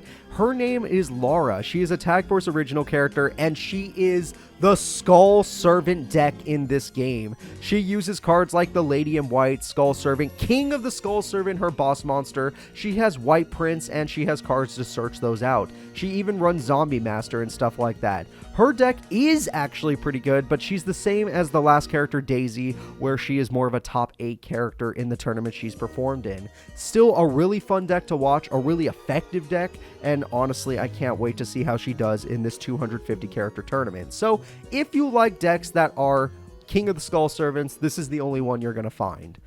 But let's move on to Zexal. We're obviously going to start off with Yuma of Zexal. Yuma is an interesting character because he's a main character, but he doesn't really feel like one because in our AI tournaments, he sucks. He's actually the least performing of all the protagonists. He has the worst record, and I don't know if it's his deck or the way his AI works, but I can't even give this kid credit. Like, even though he's a protagonist and you would think they'd give him a good deck, his AI doesn't know how to use it and he sucks. So, sorry Yuma, but I'm gonna have to give you a bad rating. Moving on to the next Zexal character, we have Shark, and Shark is a little bit more consistent than Yuma. His cards actually get out the Exceed monsters pretty easily, and he has a lot of fun with his Water Shark deck. It's literally a Shark deck. And he has some Baryon cards to help him out too. Overall, I would say Shark is a little more consistent, but still one of the worst characters and does not perform that well in terms of Zexal. Getting into a character that actually does perform pretty well in Zexal is Kite. Kite has gotten top 4 multiple times and is a contender in most of these tournaments that he participates in. He has high power monsters with his Photon Dragons and whatever, and his cards are pretty scary to watch. But he bricks. And that part right there, the brick part, is the reason why he's not consistent enough to win a tournament. That's one of the reasons why he's not really a champion. He's just kind of a meh. Moving on to the next Zexal character, we have an actual champion and a world tournament contender coming in. It's Kotori. Kotori in this game uses an Agents deck with Master Hyperion, and she has gone very far in the tournaments, and just like Zane and other characters, sorry I don't remember them right now off the top of my head, and Leo, Kotori has won as fast as turn 2 using her Agent Venus card, Master Hyperion card, and her United We Stand. It's actually pretty fun to watch her duel. She is a tournament contender, and she should perform really well in this Shadow Realm tournament. The next character is also a pretty good contender. Their name is Rio. Rio uses a Wing Beast Penguin deck, and her Penguin deck is pretty effective at summoning her monsters. So she does have some pretty good Exceed monsters, and she performs pretty well. She's been to the World Tournament stage. She's done well in the World Tournament stage, but she hasn't won a tournament herself. So overall, a top 4 character, a very strong character, a really good Penguin character, but not the best. The next character is Astral, and Astral is a competitor because he is a champion, and not just a champion, but a consistent tournament goer as well. Astral is probably what Yuma should have been because he uses a complete Utopia deck, all about summoning the Utopia cards, and has a super busted spell card called Utopia Buster that literally wins him duels. Overall, he's a tournament contender, he can make it in the Shadow Realm, and he is one of the stronger characters you're going to see. The next character that's going to appear is Tetsuo Takeda, the Thumb. I know I think he's like Bronk in the English version, but I like calling him the Thumb because that's how his character actually looks, which is cool. I also have a similar shape in real life to how he looks, which is fine, but funny enough, his deck does perform decently well. He's more of a top 8 competitor because his series of Zexal is so hard to compete in, and his boss monster, the Tin Archduke, does some good work with its ability to switch people from attack to defense mode. Overall, I would say his deck is okay, it's decently consistent, and he is an okay duelist. Moving on to the next character, we have the class rep. I don't know why they call him that. I don't know much about him. All I know is that he's the class rep. I've taken out all of his stall cards, and his boss monster seems to be this weird card, the Antidote Nurse. He has a bunch of cards called the Crash Bugs Y, Z, X, all that funny stuff. He's got Injection Fairy Lily, and he's got, that's about it. He's got a weird deck, all things considered, but overall, he's alright. I would say he's not the best, not the worst.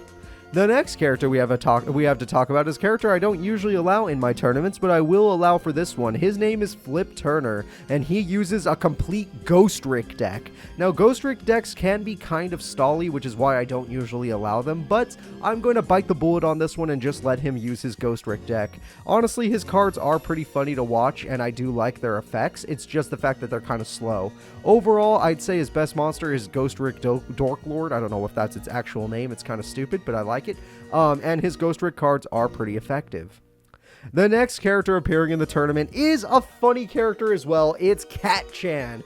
Cat-chan is a character that doesn't usually perform very well, but that's because she is field spell reliant. When she actually does get her field spell though, her cards wreck opponents. I'm not even gonna lie, her Cat Girl Magician wins duels because it has 4,000 attacks. So overall, I would say she's a pretty decent duelist, but not the best, and doesn't perform that well at a tournament level. The next character to appear is Ray. I don't know much about Ray. I don't know anything about Zexal. I never watched the show. But the good things I have to say about Ray is that his deck is about Stellar Knights. He has a Stellar Knight deck. And on top of having these Stellar Knights, he has a busted card called Honest. In tournaments, he performs okay, but overall not that great. The next character we have to talk about is Haruto. I'm sure some of you guys know Haruto if you watched the show. I didn't watch the show, so I don't know much about Haruto.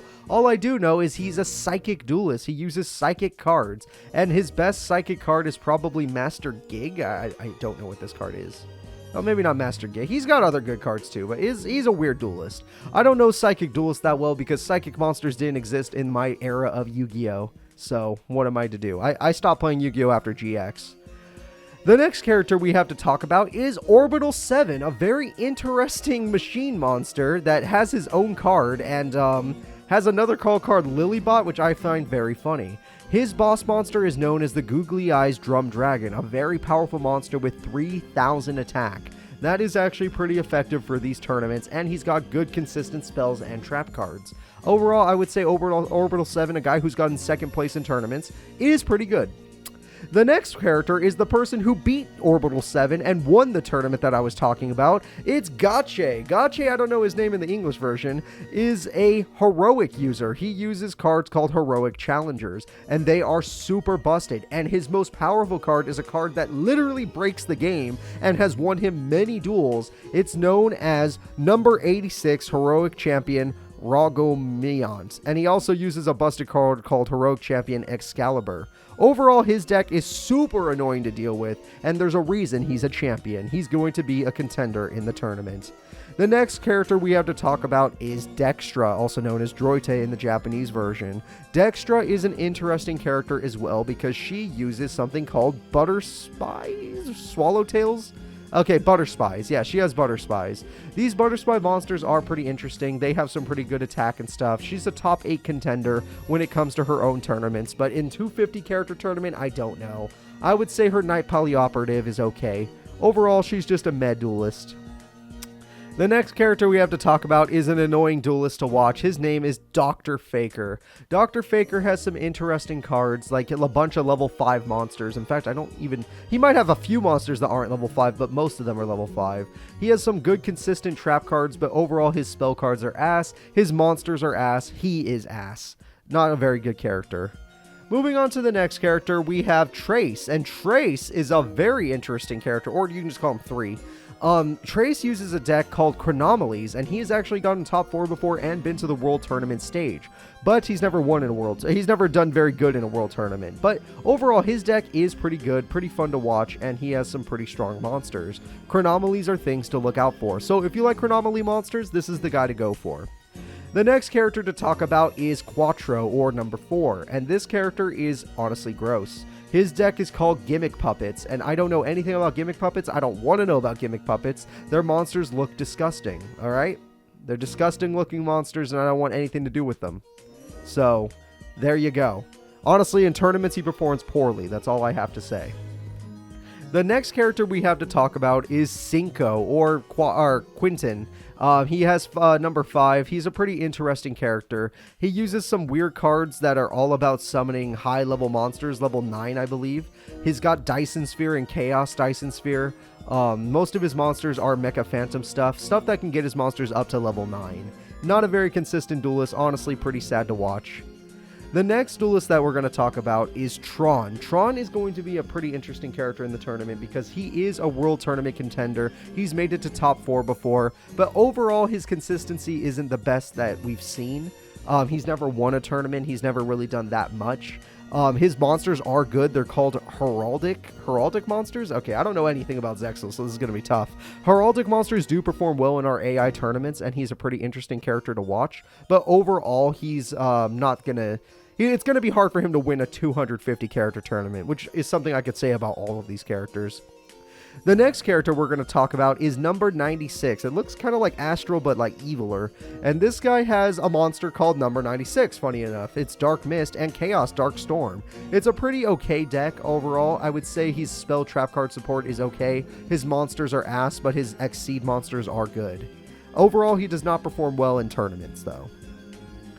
The next character is one of the strongest characters to exist in our tournaments. This man is a top 10 AI and character. His name is Gilog, or Girog in the English version, and he uses a hand deck. He has Ice Hand, Let's see, he's got Fire Hand, Prominence Hand, Magic Hand, and his boss monster is known as Giant Hand and Chaos Giant Red Hand. It's really interesting.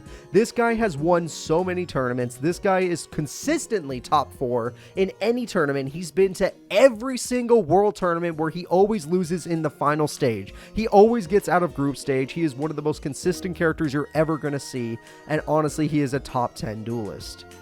Which is funny because the next character we have to talk about is his buddy and is also a top 10 duelist. His name is Alito. Alito is the Battlin' Boxer guy. If you like Battlin' Boxers, this guy is the guy for you. And honestly, he is the champion of the 180 character tournament. Gilog got second in that tournament, but Alito won it. So honestly, he's a top 10 character as well. Really strong. A lot of Zexal characters are really strong, but this guy is on another level. Alito is someone to look out for. He won 180 characters. What's 250? Who knows? The next character we're going to talk about is Misael. Misael uses a weird deck that's all about high-level dragons. I don't really know these cards too well, but he's a high-level dragon deck. He's got stuff like number 46, Dragluon. He's got Chaos number 107, Neon Galaxy Eyes Tachyon Dragon. He's got a lot of really high-level stuff. So high-level dragons is the name of the game for this man. Overall, he does not perform too well in tournaments. He probably breaks too often.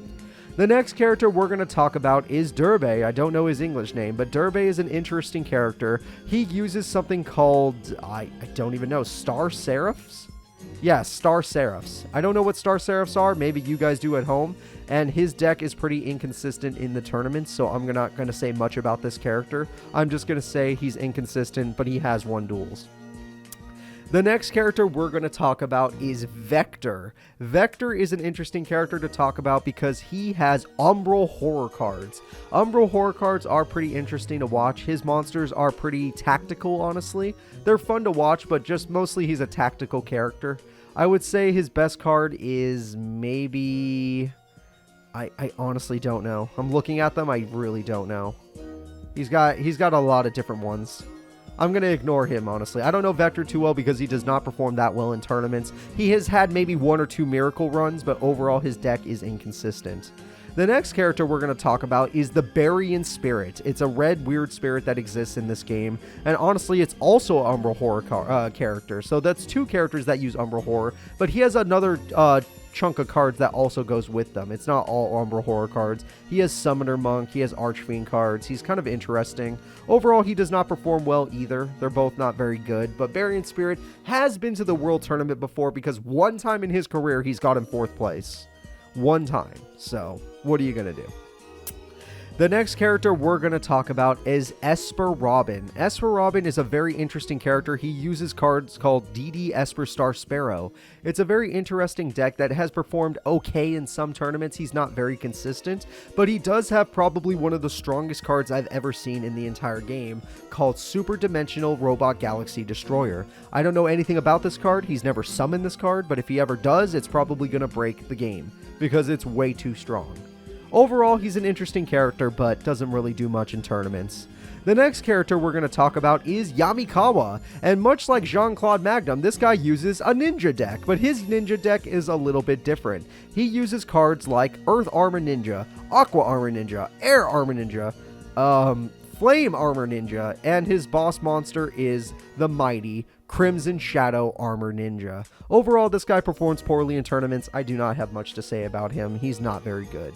The next character I have to talk about is Anna Kaboom. This is a tournament contender. Anna Kaboom has yet to win a tournament herself, but she is top 4 consistently. She uses something called trains. She is a train deck. She's got high-level train monsters, and her boss monster is most likely going to be her Super Dreadnought monster. She has 2 different versions of it. Her Super Dreadnoughts are super strong, and she wins so many duels. I would say the only reason she's not a tournament she's a tournament contender because she's been to the World Tournament multiple times, and she's even beaten me, but I've beaten her back, so it's kind of mixed.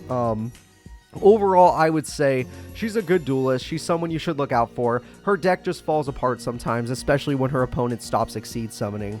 A special summoning stopping deck is basically what stops her. The next character we're going to be talking about is Kakeru. I don't know this character. I don't know his English name. All I do know is that his name is Kakeru. And he uses a level 5 deck, and apparently it has to do with soccer, because his boss monster is the Playmaker. I don't know anything about the Playmaker, but his whole deck is about level 5 monsters, so he could summon this monster. Overall, he does not perform very well in our tournaments. He has good trap cards, bad spell cards, and very inconsistent monsters because they're all level 5. All I could say is if he gets Playmaker out, sure, maybe he'll win, but overall, not really a competitor. The next character we're going to talk about is Shobi. I don't know who Shobi is in the English version. I don't know what they call him, but he also seems to be a level 5 duelist since he has a lot of level 5 monsters. His deck seems kind of interesting. They seem machine-based. Yeah, he has a lot of machine-type monsters. Very bad spell trap cards, but at the end of the day, his monster cards seem really strong, and his boss monster is known... Oh god, I can't even pronounce that. It's Dig Vorshok, King of Heavy Industry with 3,200 attack. So overall, this deck looks pretty strong, but Shobi does not perform very well in my tournaments. The next character we're going to be talking about is one of the strongest characters to exist. This guy is easily a top 15 strongest AI duelist. His name is Yasai. That's right, everybody. It's Yasai the Tomato Man. And this guy is, no joke, a tomato deck. He's got Mystic Tomato, Tomato in Tomato. He's got In-Mato. He's got freaking Cherry In-Mato. I don't know. He's got a bunch of tomato cards, everybody. And these tomato cards create his boss monster, the Tomato King. That's right. Tomato King is a very interesting monster for his deck. It can go up to 3,200 attack, and then the field spell can buff it after that, so it's a really, really strong monster. Yasai is an incredibly consistent duelist who's gotten top 4 in many tournaments. In fact, he received 3rd place in the 200 character tournament. So the last time there was a ginormous tournament, he got 3rd. He is a monster. He is someone you need to look out for. The only inconsistency is sometimes he does brick. It's rare, but it does happen. And his deck is a little field spell reliant, because without his field spell, his monsters are kind of weak. With it, his monsters are strong. Without it, he's kind of weak. The next character we're going to be talking about is Charlie McCoy. Charlie McCoy is an interesting character because he uses luck-based cards. Cards that have to deal with flipping coins or rolling dice. It's a very interesting deck, and honestly, his boss monster, the number 85 Crazy Box, I don't know anything about it, but it has 3,000 attack, so I have to consider it a monster. Overall, it's a weird deck. He's a weird guy, but if you like luck-based decks, Charlie McCoy is your way to go. The next character we're going to be talking about is Shuda. Shuda is a very funny character because he uses a camera deck. A deck that's all about taking pictures. He has a boss monster called Force Focus, number 26 or 25, I believe.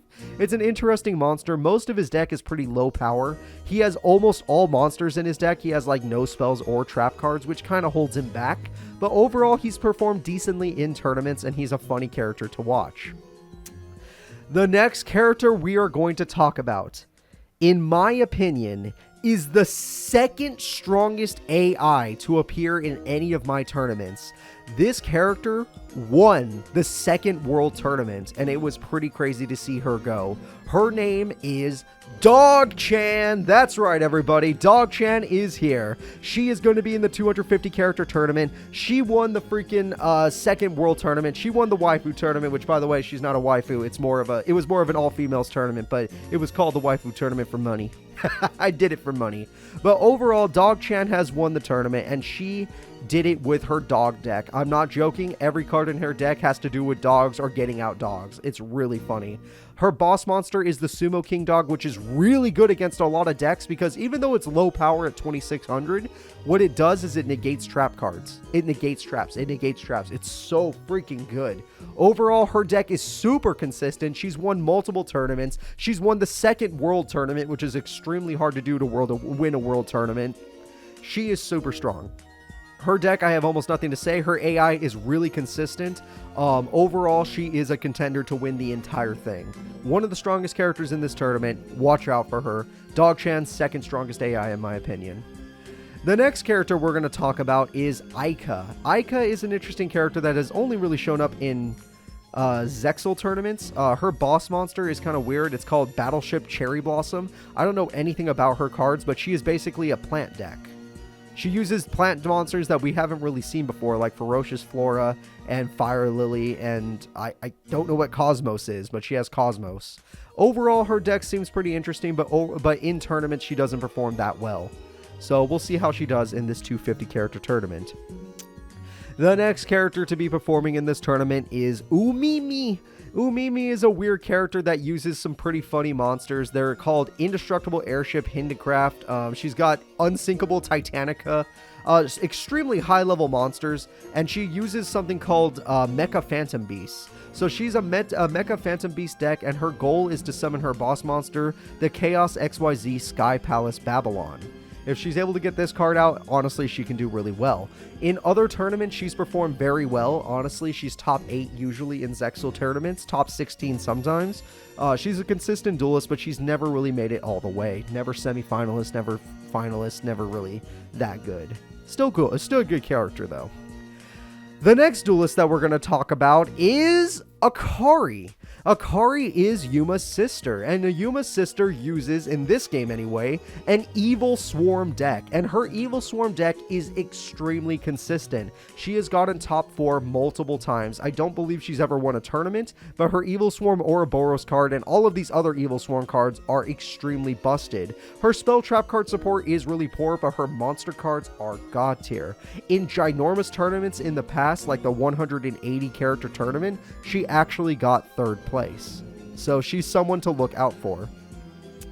The next character that's going to be popping up is Haru. Haru is Yuma's grandmother. Yes, she is in this game as well. I don't know why they put her in the game, but she is in this game as well. And she is going to be using a Steel Swarm deck. Her Steel Swarm deck is pretty consistent. She performs pretty well. Not as well as the sister, but she performs pretty well as well. She has no trap cards, she uses very few spell cards, is a mostly monster deck, and her boss monster is like, I don't know, she has some weird Steel Swarm monster. It's called, what is that? Steel Swarm Hercules? I don't know. She's got a weird deck. Overall, she plays pretty well, but she's not the best. The next character we have to talk about, though, is a terrifying character that performs decently well in my tournaments. Her name is Sanagi. Sanagi was, I guess, a pop star or something in the Yu-Gi-Oh! Zexal world.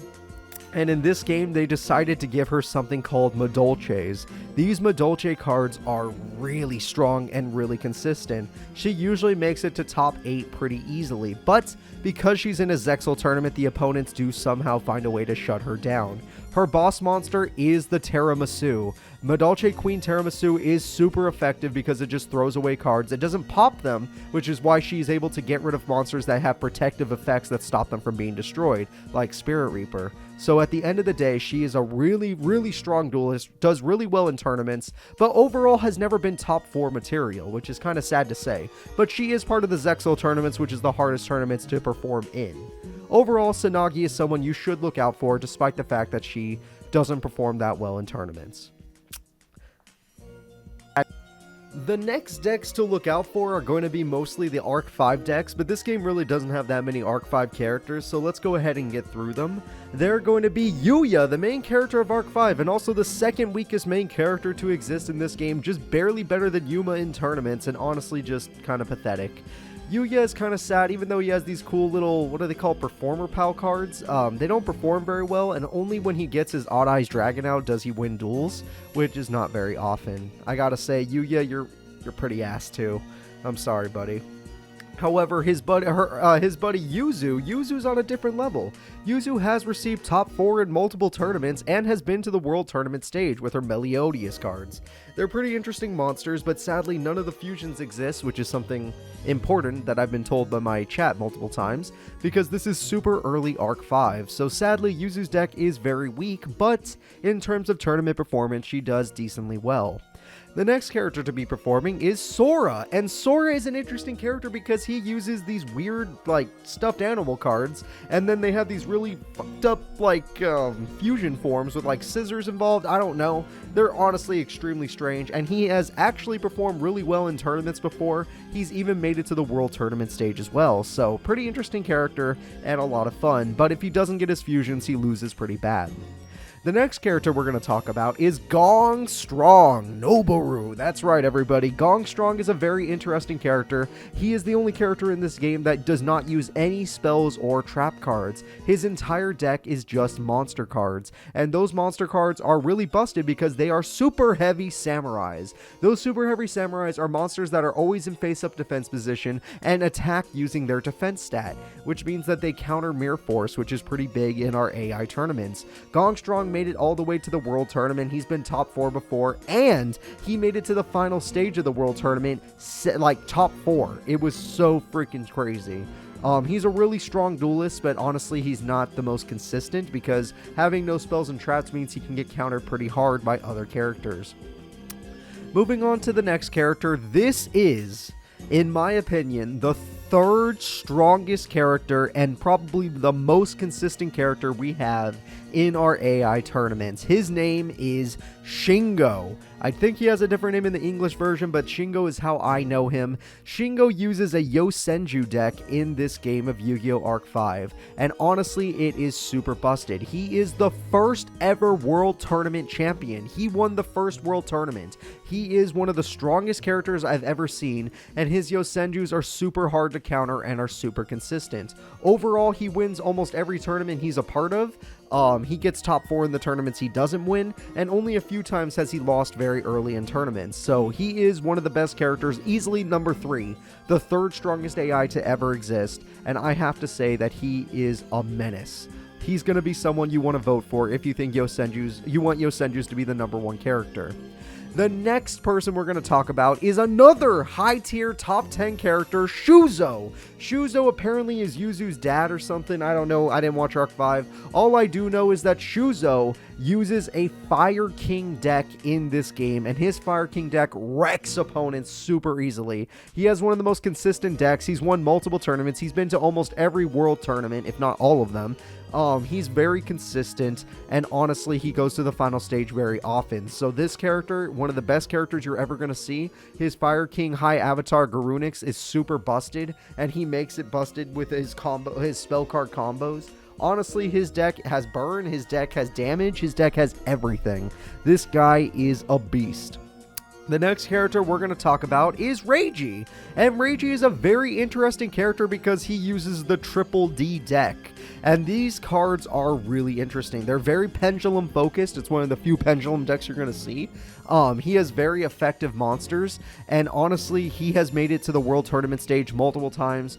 He's usually a top 4 competitor. He does decently well in the World Tournament stage, but his AI usually burns himself to death because all of his spell cards and his trap cards make him pay 1,000 life points at each standby phase, even if you don't have the life points to pay, which means he actually loses duels pretty consistently. It's honestly kind of sad, but it's okay. He's still a really good duelist, he's really strong, and he's gotten top 4 in many tournaments. The next character we're going to be talking about is Hokuto. Hokuto is an interesting character because he uses Constellars. I don't know anything about Constellars, but he's got a really strong monster called Constellar Ptolemy M7, and this monster is his boss, and he uses it to bounce monsters back to the hand like compulsory activation device. It's a really good deck, honestly, but he does not perform that well. I would say at best he's got in top 8, so kind of a weird character. The next character we're going to talk about is another, and she uses Gem Knights.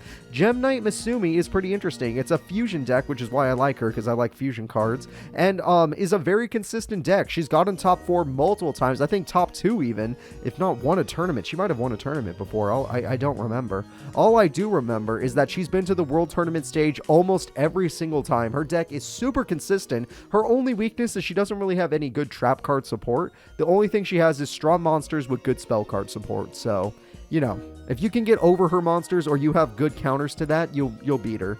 This is why she's top 4 competitor and not really a champion, but still a really good character. The next character we're going to be talking about is Yaiba. Yaiba is an interesting character because he uses XX Sabers. His XX Saber cards are really good, and his boss monster Gotham's is a super strong card. Honestly, he's been to the World Tournament before, but his consistency is way lower than Masumi's. I would say he's decently okay, but he's more of a 4th place character, not really better than that, which is kind of sad. But, you know, he's a decent guy. The next character we're going to be talking about is a joke character. Easily top 10 worst characters. This man is Michio. Michio uses a food deck. That is all. His boss monster is the Hungry Burger, and it is super funny to see, but his deck is all about food. He's got oil cards, tomato cards, Bistro Butcher. He's got Mad Lobsters. He's got literally anything to do with freaking food. He's a funny guy, and his Hungry Burger is really funny when he actually summons it. The next character we're going to talk about is Ada. I do not like Ada. Ada is a rock stall deck, which is really annoying to watch, but overall, his deck just kind of sucks. All he does is use cards like Reversal Quiz, Question. He uses rock monsters like Giant Soldier of Stone. He's just a bad duelist, honestly. The next character we're going to talk about is Mieru. Mieru is an actual good character. I know she has a different name in the English version, and she definitely has a different deck than what I'm about to tell you, because in this game, she uses something called Necros. She uses Necros cards that are actually pretty freaking strong when you think about it. They are really strong ritual monsters, which ritual decks are very far and few between in this tournament, so seeing a person that uses a ritual deck is pretty interesting. Her Aquamere fusions and all that stuff is pretty, or not Aquamere, sorry, Necros Mirror fusions are pretty, or rituals are pretty interesting. She actually does run synchro monsters and stuff like that to help pad out the deck. Her deck is just really consistent and pretty good, but tournament-wise, it doesn't perform as well as it should. The next character we're going to talk about is Gen, and Gen is a character I find super funny because he uses a Battle Guard deck. It is a very low monster, low anything deck. It's low brain deck. All it is about summoning Battle Guard Kings, Lava Battle Guard, and Swamp Battle Guard. It's a pretty fun deck when you look at it, and he has a lot of damaging cards. Like his deck is all about doing damage, battle damage that is, but it's a very inconsistent deck. Despite that, I will have to mention that he did make it to the World Tournament stage once, where he performed horribly. The next character I'm going to talk about is Yudo, and Yudo is a pathetic character, probably one of the worst characters to exist in this game, because he runs like almost no monsters. He has some trap monsters, and the only card he has going for him, his best card, is his Exceed monster, which when he does get this card, it's busted. It's called Dark Rebellion XYZ Dragon. It's super good, but he can't really summon it because the game gave him a deck that has like, I would say 12 monsters. That's it. They're all level 4, but he only has 12 monsters. And his spell trap card support is very specific. It's not great. Overall, he's an interesting character, but not very good in tournaments. The next character I'm going to talk about is Shun. Shun is something that's going to excite people when I say it, but he is Raid Raptors. He uses Raid Raptor cards, but this is extremely early Arc 5, so there are not that many Raid Raptors in existence. In fact, there's like 4. There's only 2 Exceed monsters and like 4 Raid Raptors in general. So it is a very weak deck. His only good card would probably be Raid Raptor Force Strix or Rise Falcon. It's kind of weird. Honestly, they're not that good. His deck is not that good. Overall, if it was like future Raid Raptors, he'd be busted. But since this is early Raid Raptors, he's ass. So let's move on to more characters. These next characters we are talking about are more Tag Force original characters. There's going to be characters you know and love as well, but the more Tag Force original characters are going to be like Yuji. Yuji uses a deck that's all about deck out. Yes, he's one of the few deck out decks in the game. He uses cards like Needleworm, Morphing Jar number 2, and all of that annoying stuff, and it's pretty fun to watch actually, but I wouldn't want to duel him myself. The next deck is one of those Tag Force characters that performs really well in tournaments. His name is Bon. He uses a Rock Destiny board deck. Basically, he uses a bunch of rock monsters mixed in with the card Destiny board to win duels. His Destiny board basically is defended by all these high level or high defense rock monsters, and then when everything comes together, he gets Destiny board and wins the duel. He also has a few stall cards that aren't crazy, like Swords and Threatening Roar to protect his monsters, but overall, his deck is really consistent and he performs really well in my tournaments. The next character is a fan favorite character. His name is El Gato Soro. He uses an Exodia deck, and El Gato Soro is Exodia deck is all about healing the opponent and then using a very weird trap card called Hope for Escape, which is all about drawing a shit ton of cards from your deck because you healed your opponent so much. It's a really weird deck, but it's worked multiple times and he's actually performed decently well in tournaments. His Exodia deck is one of the most consistent. I think the only person who's drawn Exodia more than this man is Seeker from the Rare Hunters. The next character we're going to talk about is Ice, or Heis. This guy uses high-level dragon monsters in order to summon his boss monster, Heretic Sun Dragon Overlord of Heliopolis. I don't know. His monsters are all about heretic dragons. They're super high level, they're super strong, they do good damage, but Heis himself does not perform that well. Overall, I would say Heis is kind of a blech duelist. The next character we're going to talk about is Ebi, and Ebi is a decent duelist because she uses Gishkis. Gishki monsters are ritual. This is another ritual deck that are actually pretty good, and she's the one that uses Gishki Aquamir. Honestly, her boss monster is Gishki Zyogigas. I don't know it very well. I don't know any of these cards very well. All I know is that her monsters are very strong and are pretty consistent. As far as tournaments go, she doesn't perform that well. She's more of a top 8, top 16 performer, but her ritual monsters are pretty threatening.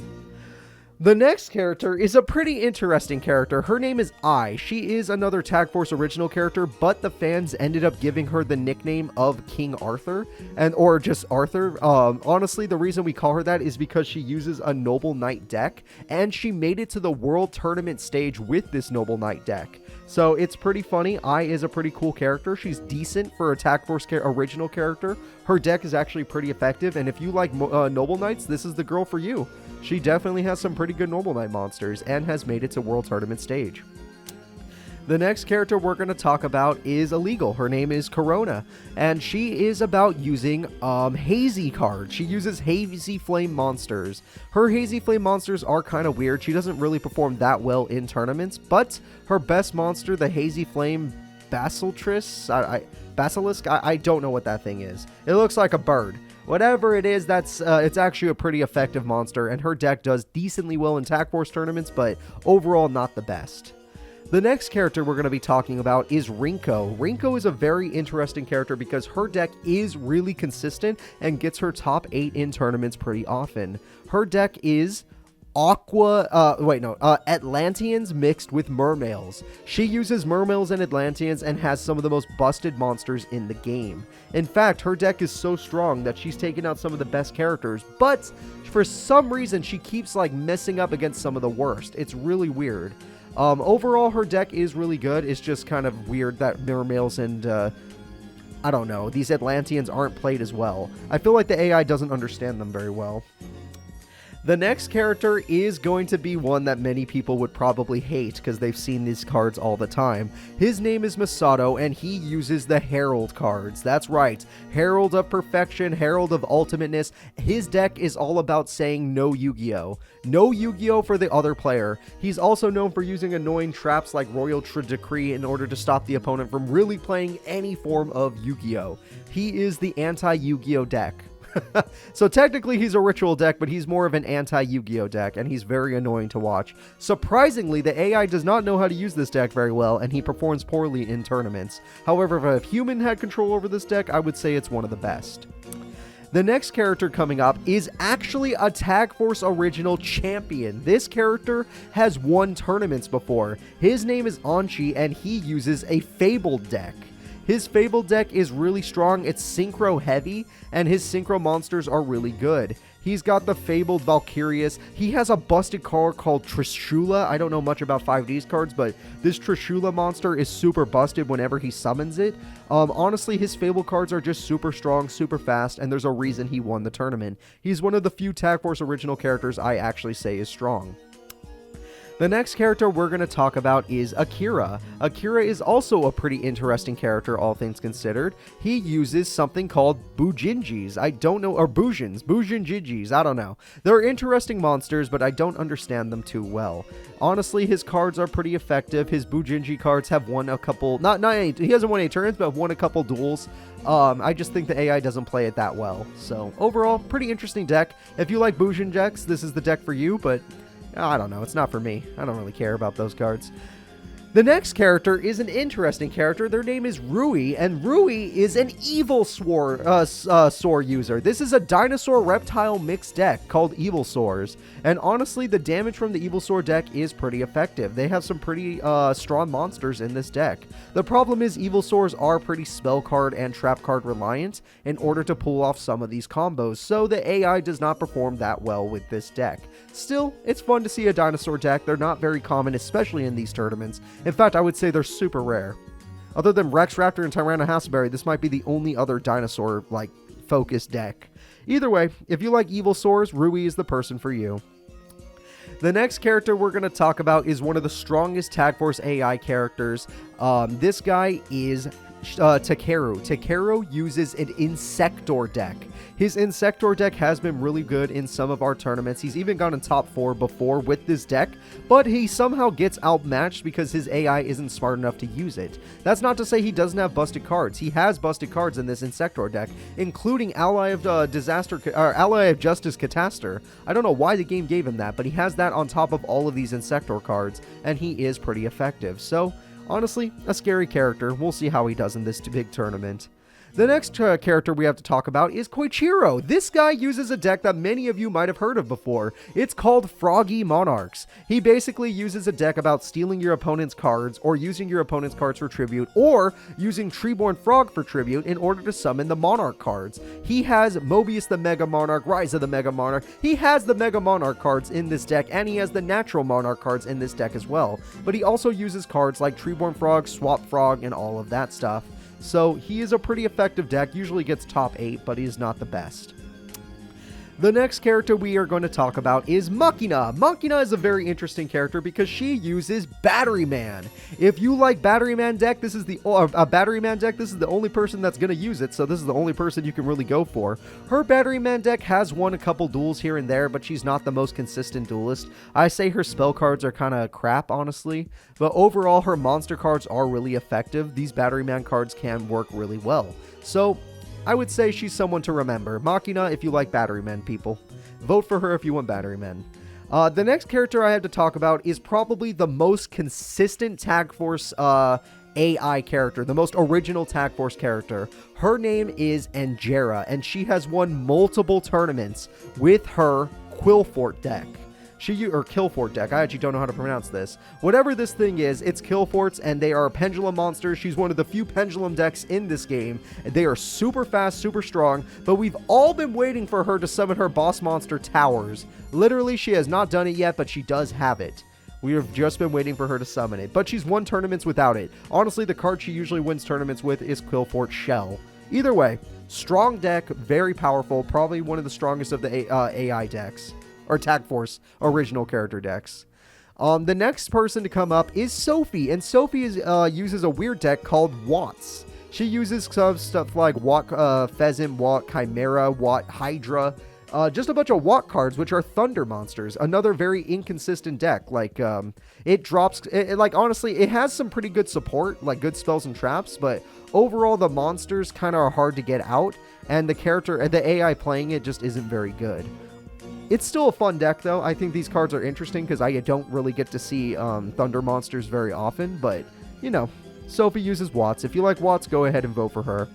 The next character is another character that earned a nickname by the fans. This is a tournament champion, and her name is Makiko, and her nickname is Merlin. That's right, everybody. This is Merlin. Makiko is the one that uses prophecy cards. Wheel of Prophecy, World of Prophecy, High Priestess of Prophecy, Emperor of Prophecy, Hermit of Prophecy, Temperance of Prophecy, all of this, and all of these cards mixed in with what they're good with, spell books.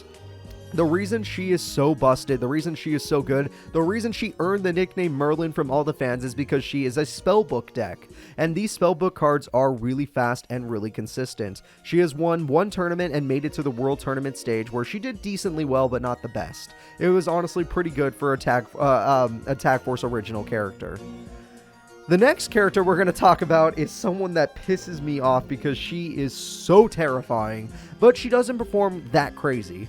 Her name is Nene, and she uses Shaddolls. If you like Shaddolls, this is the only Shaddol user in the game. Her Shadal deck is pretty insane, and honestly, I hate Shadals in real life thanks to my friend Bailey. Go to hell, Bailey. But other than that, Shadals are really fast and really strong, and honestly, she is a contender in this tournament. She may not perform the best in other tournaments, but she has been top 4 before. Overall, her Shadal deck is really good. The next character we're going to talk about is Mai, not Valentine, but Mai Zenba, another Tag Force original character. And this character uses wind-ups. I don't know anything about wind-ups. I don't know what they're like. All I know is that they do win duels, because wind-up Zenmaius is a pretty, or Zenmeister, and wind-up Arsenal Zenmaic is very busted, and honestly has won her quite a few duels against some of the best duelists. However, she still drops gains against some of the worst duelists when she doesn't pull off her combos, so tournament record-wise, I'd say she's a little inconsistent. Either way, cool deck at the end of the day. The next character we're going to talk about is Atticus Rhodes. Yes, Atticus Rhodes from GX just by himself. He uses a Beast Warrior deck, and he has some Winged Beasts in there too. This Beast Warrior deck is the cards he used against Alexis Rhodes in the show. He's a pretty interesting character. He likes to shake his ass on my streams. I'm not even joking. Look it up. And he is a pretty funny guy. So overall, not the best deck, but he has gotten second place with it before. The next character we're going to talk about is Dark Signer Misty. Dark Signer Misty uses a very reptile-based deck, and honestly, she has an Earthbound Immortal, which is pretty good. But summoning that Earthbound Immortal is really hard for her. I don't know why the AI struggles to do it, because literally without it, she can't win duels. Overall, she's kind of inconsistent, but when she does get the Earthbound Immortal, she does win the duel. The next character is Dark Signer Carly, and Dark Signer Carly surprisingly does perform well in tournaments. She's got in top 2, she's got in top 4, she's got in top 8, she's got in all these places. It's actually not bad. Dark Signer Carly uses something called Fortune Ladies. Fortune Ladies are basically fortune fairies, but like evil, and they have effects. And she also has her own Earthbound Immortal, which in my opinion is the worst of all of them, but if she summons it, is still pretty good. Overall, she wins duel through her Fortune Ladies alone, and her Fortune Lady Dark and Fortune Lady Earth are pretty freaking effective. A decent duelist, honestly. The next character we're going to talk about is the Duel Giant. That's right, from Yu-Gi-Oh! GX, which is basically 2 characters in one. The Duel Giant uses a Goblin deck. He actually did get, like, really far. He went to the finals in his first ever tournament. But other than that, he has performed kind of poorly recently. His Goblin cards are pretty funny. He has Goblins and Orcs. His boss monster is the Goblin King. He has Giant Orc, though, as one of his beater monsters. And, you know, he's kind of an interesting deck. You don't really see Goblin decks that often. The next character we're going to talk about is Belowski. This guy is easily top 5 worst deck. Belowski uses Moki Moki. This guy uses a Moki Moki deck unironically. I've never seen him win a duel. He's a pretty new character, but I've never seen him win a duel, and he is not very good. I am sorry if you like Moki Mokis. They're in the tournament, but they're terrible, as they should be. The next character we're going to talk about is Damon, otherwise known as Tarzan, the freaking wild man. This guy literally is super buff and for some reason is a decent duelist. He does okay in our tournaments with his high attack vanilla draw power deck. He uses a bunch of vanilla monsters, all normal monsters, with Heart of the Underdog in order to draw Exodia. And honestly, it's worked a few times. He hasn't really drawn Exodia, but he has summoned Skull, and he just beats his opponent down. He does it with Vorse Raider, Gmwort Warwolf. He has a lot of really high power cards. So basically, he's a normal monster beater deck, and it works. He's okay. And he has Exodia if he has that option to draw it. The next character we're going to talk about is Don Zalug, the Duel Spirit from GX. He is one of the 7 Shadow Riders, and he uses a Dark Scorpion deck. He's terrible. He's terrible. That's all I have to say.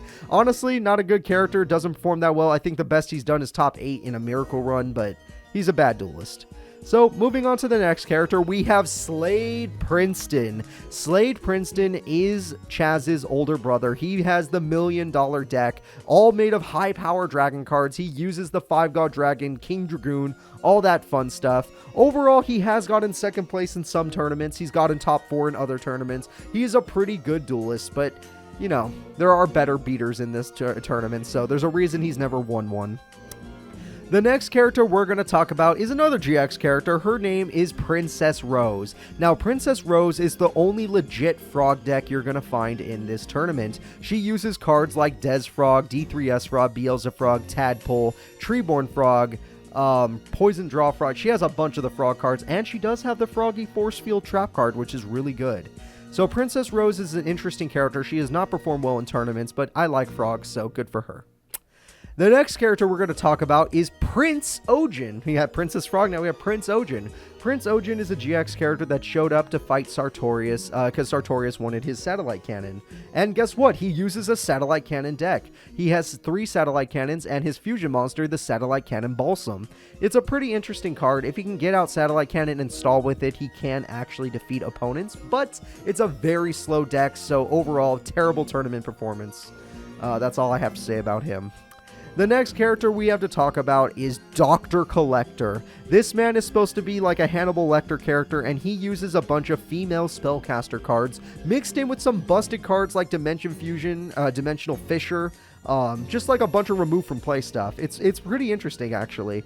His deck is burn. It has burn cards, it has heal cards, it has damaging cards, he has locks, so his opponent can't hit him. He's got a very interesting deck. Tournament performance, though, he's been pretty poor. So, sadly, that deck does not perform well in tournaments. His boss monster, though, is the Cosmo Queen, which I find very interesting. The next character we're going to talk about is Marcel Bonaparte. That's right, Bonaparte, my least favorite character. He has a kid. And Marcel Bonaparte is actually kind of cool. I liked him in the show. He's kind of a shy kid. I would be, too, if that was my dad. And Marcel Bonaparte uses the Sacred Beast cards. He even has the fusion Armatile. I don't know its name. Whatever it is, it's a fusion that has 10,000 attack during your battle phase. It's kind of crazy. But he's a very inconsistent duelist. He does not perform well in our tournaments, and that's honestly all I have to say about him. Kind of a bad duelist. The next character we're going to talk about is Shoddy. Shoddy is a very interesting character because he didn't really duel in the show, but he does have decks from the video game, so I put together a Millennium deck for him. So basically, he's the holder of the Millennium ring? No, Millennium Key? And Millennium Scales? I don't know. He's got some Millennium items. I don't know. And his boss monster is like Millennium Sengenjin, which is the guy that has all the Millennium items. He's mostly a normal monster deck, very inconsistent, very bad. The next character we're going to talk about is Mokuba. Mokuba Kaiba is going to be appearing in our tournament, and Mokuba uses a very weak normal monster deck that has terrible cards, except for one. He has Morphing Jar number 2. If it wasn't for that card, his deck would be complete ass, but he does have that. And he has 1 duels with that. He's not top 4, he's not top 8. I mean, he might be top 8, but he's not that great. The next character we're going to talk about is a movie villain. It's Anubis. Anubis is going to be in this tournament, and Anubis uses a Sphinx deck. It's not a Sphinx deck like the one you know about. It's Andro Sphinx, Sphinx Talia. He does have Guardian Sphinx, but he also has the Thanolonos, I don't know how to pronounce it, the Great Sphinx. So basically, he's a deck that's based around the Pyramid of Light trap card. He needs that trap card for his deck to be effective. And honestly, he has not performed well in tournaments because he relies on that trap card. The next character we're going to talk about is Nesbit, one of the big 5 that showed up in the old Yu-Gi-Oh! Duel Monster show. Nesbit is an okay character overall. I don't really like him that much. He doesn't really perform that well in tournaments. His deck's kind of ass, but what are you going to do? They're not all going to be winners, guys. The next character we're going to talk about is Johnson. Now, Johnson is another terrible Big 5 member because he uses, like, warriors and stuff. I don't know. They're not that great. He has Judge Man. He has crap, honestly. It's another Big 5 member that's not that great. Some of the Big 5 actually have some good cards, like the next person coming up, Gainsley. Gainsley is one of the Big 5 members that has some decent cards because he has Umi mixed with a bunch of water monsters that are pretty effective. I think Crump might be one of the better ones, honestly, but we already talked about him earlier. Gainsley is a decent one, and I gave him the Leviathan Dragon to make his deck stand out a little bit, so pretty interesting character. The next character we're going to talk about is Professor Viper from GX. He was the Season 3 villain. Professor Viper is an interesting character because he uses the only Venom deck in the tournament. His Venom cards are field spell reliant, but when he does get his field spell, his deck can be pretty effective. Overall, though, I would say he's not the best duelist.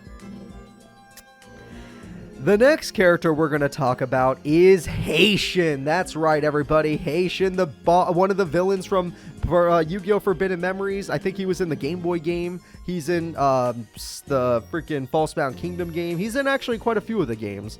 Haitian is an interesting character, and his boss monster is none other than like Blue Eyes White Dragon. It's kind of interesting.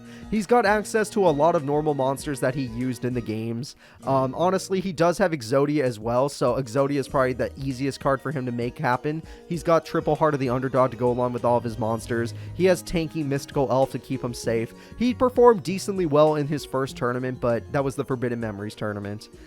The next character we're going to talk about is Neku, one of Haitian's Imperial Guards, one of his main guards. Neku was the weaker guard. He's technically the stronger guard, but he's the weaker guard as far as the tournaments go. His boss monster is the Skull Knight, and he also has cards like Kaizijin and Air Eater, Opticlops, all that kind of stuff. And he has Neck Hunter. Overall, his monsters are not that good. He's a weaker deck, but he did okay in the Forbidden Memories tournament. The next character we're going to talk about is the other Imperial Guard, Sebek, and Sebek is actually pretty good. He won the Forbidden Memories tournament. This guy is a champion, and he did it with his Zoa card. This man, again, this is all normal monster stuff. He has a bunch of normal monster stuff with the Heart of the Underdog. His boss monster is the Metal Zoa. He does run Metal Morph. He does have Zoa, and he has even Summon Skull, so he has some really good cards in this deck. I don't know how it's going to work against an inter-series tournament with a bunch of characters. We've never seen these characters duel in a big tournament like that, but overall he's a pretty good duelist and he won a tournament. The next character we are going to talk about is Priest Seto. That's right, from Forbidden Memories, Seto Kaiba, but as a priest. So Priest Seto basically has Duelist Kingdom Kaiba cards, which means he's not a very good duelist. He runs cards like Blue Eyes White Dragon, Judge Man, Ushi-Oni, Sword Stalker, Vorse Raider Lejin. He's got that one female Gyaku Tenno Megami. He's got Battle Locks. He's got Mystic Horseman, Rui Kishin powered. He does run Blue Eyes Ultimate and Rabbit Horseman, but it's hard for him to summon them. So overall, interesting duelist. He did pretty well in his first tournament. He's just basically Seto Kaiba from Duelist Kingdom. That's what Priest Seto's deck is based off of. The next character we're going to talk about is Umbra. That's right, Umbra of the Loomis and Umbra Rare Hunters. Umbra's deck is pretty easy to understand. He's basically using a mass deck just like Loomis, but his boss monster is going to be Mass Beast Disgardius. He does not have the ritual, he has Mass Beast Disgardius instead. So, interesting that he has the same mass deck kind of concept, but at least he has that as his boss monster. The next character we're going to talk about after that is Darkness. Darkness is Night Shroud, basically. This is the final boss of Yu-Gi-Oh! GX. The final person to ever show up, the final villain. It is Darkness. And he uses cards called Darkness Neosphere. That is his boss monster. But he also has other cards like Gores. He has Darkness Destroyer. He has Belial, Marquise of Darkness. He has a bunch of weird other Darkness cards. And a bunch of really strong dark monsters. So basically, he's a dark monster with beater card. He's a dark deck with beater cards, but his best card is by far Darkness Neosphere, a 4,000 attack, 4,000 defense monster that isn't even that hard to summon. In his first tournament, he summoned it like 4 times, and he won his first duel on turn 5. It was that quick. Honestly, he's a pretty scary opponent in this tournament, but we'll see how he actually does against a bunch of characters. The next person coming up is Simon Moran, also known as Shaman in Falsebound Kingdom. This guy is the guy who takes care of the prince, and honestly, takes care of the main character in Forbidden Memories. His deck is one of the worst decks I've ever created. His boss monster is Dark Magician, but the rest of his monsters are ass. He has a lot of fusion monsters, but they're terrible fusion monsters. Alright, we're getting to the end, everybody. There are not that many characters left. Lecter of the Big Five is going to be one of the last characters I have to mention. Lecter is not much better than anyone else. He's the Jinzo guy. He has Jinzo. He has Satellite Cannon. He is kind of ass, all things considered. At least he has Injection Fairy Lily. That's one of the few cards I could say is good in his deck. Overall, not the best duelist.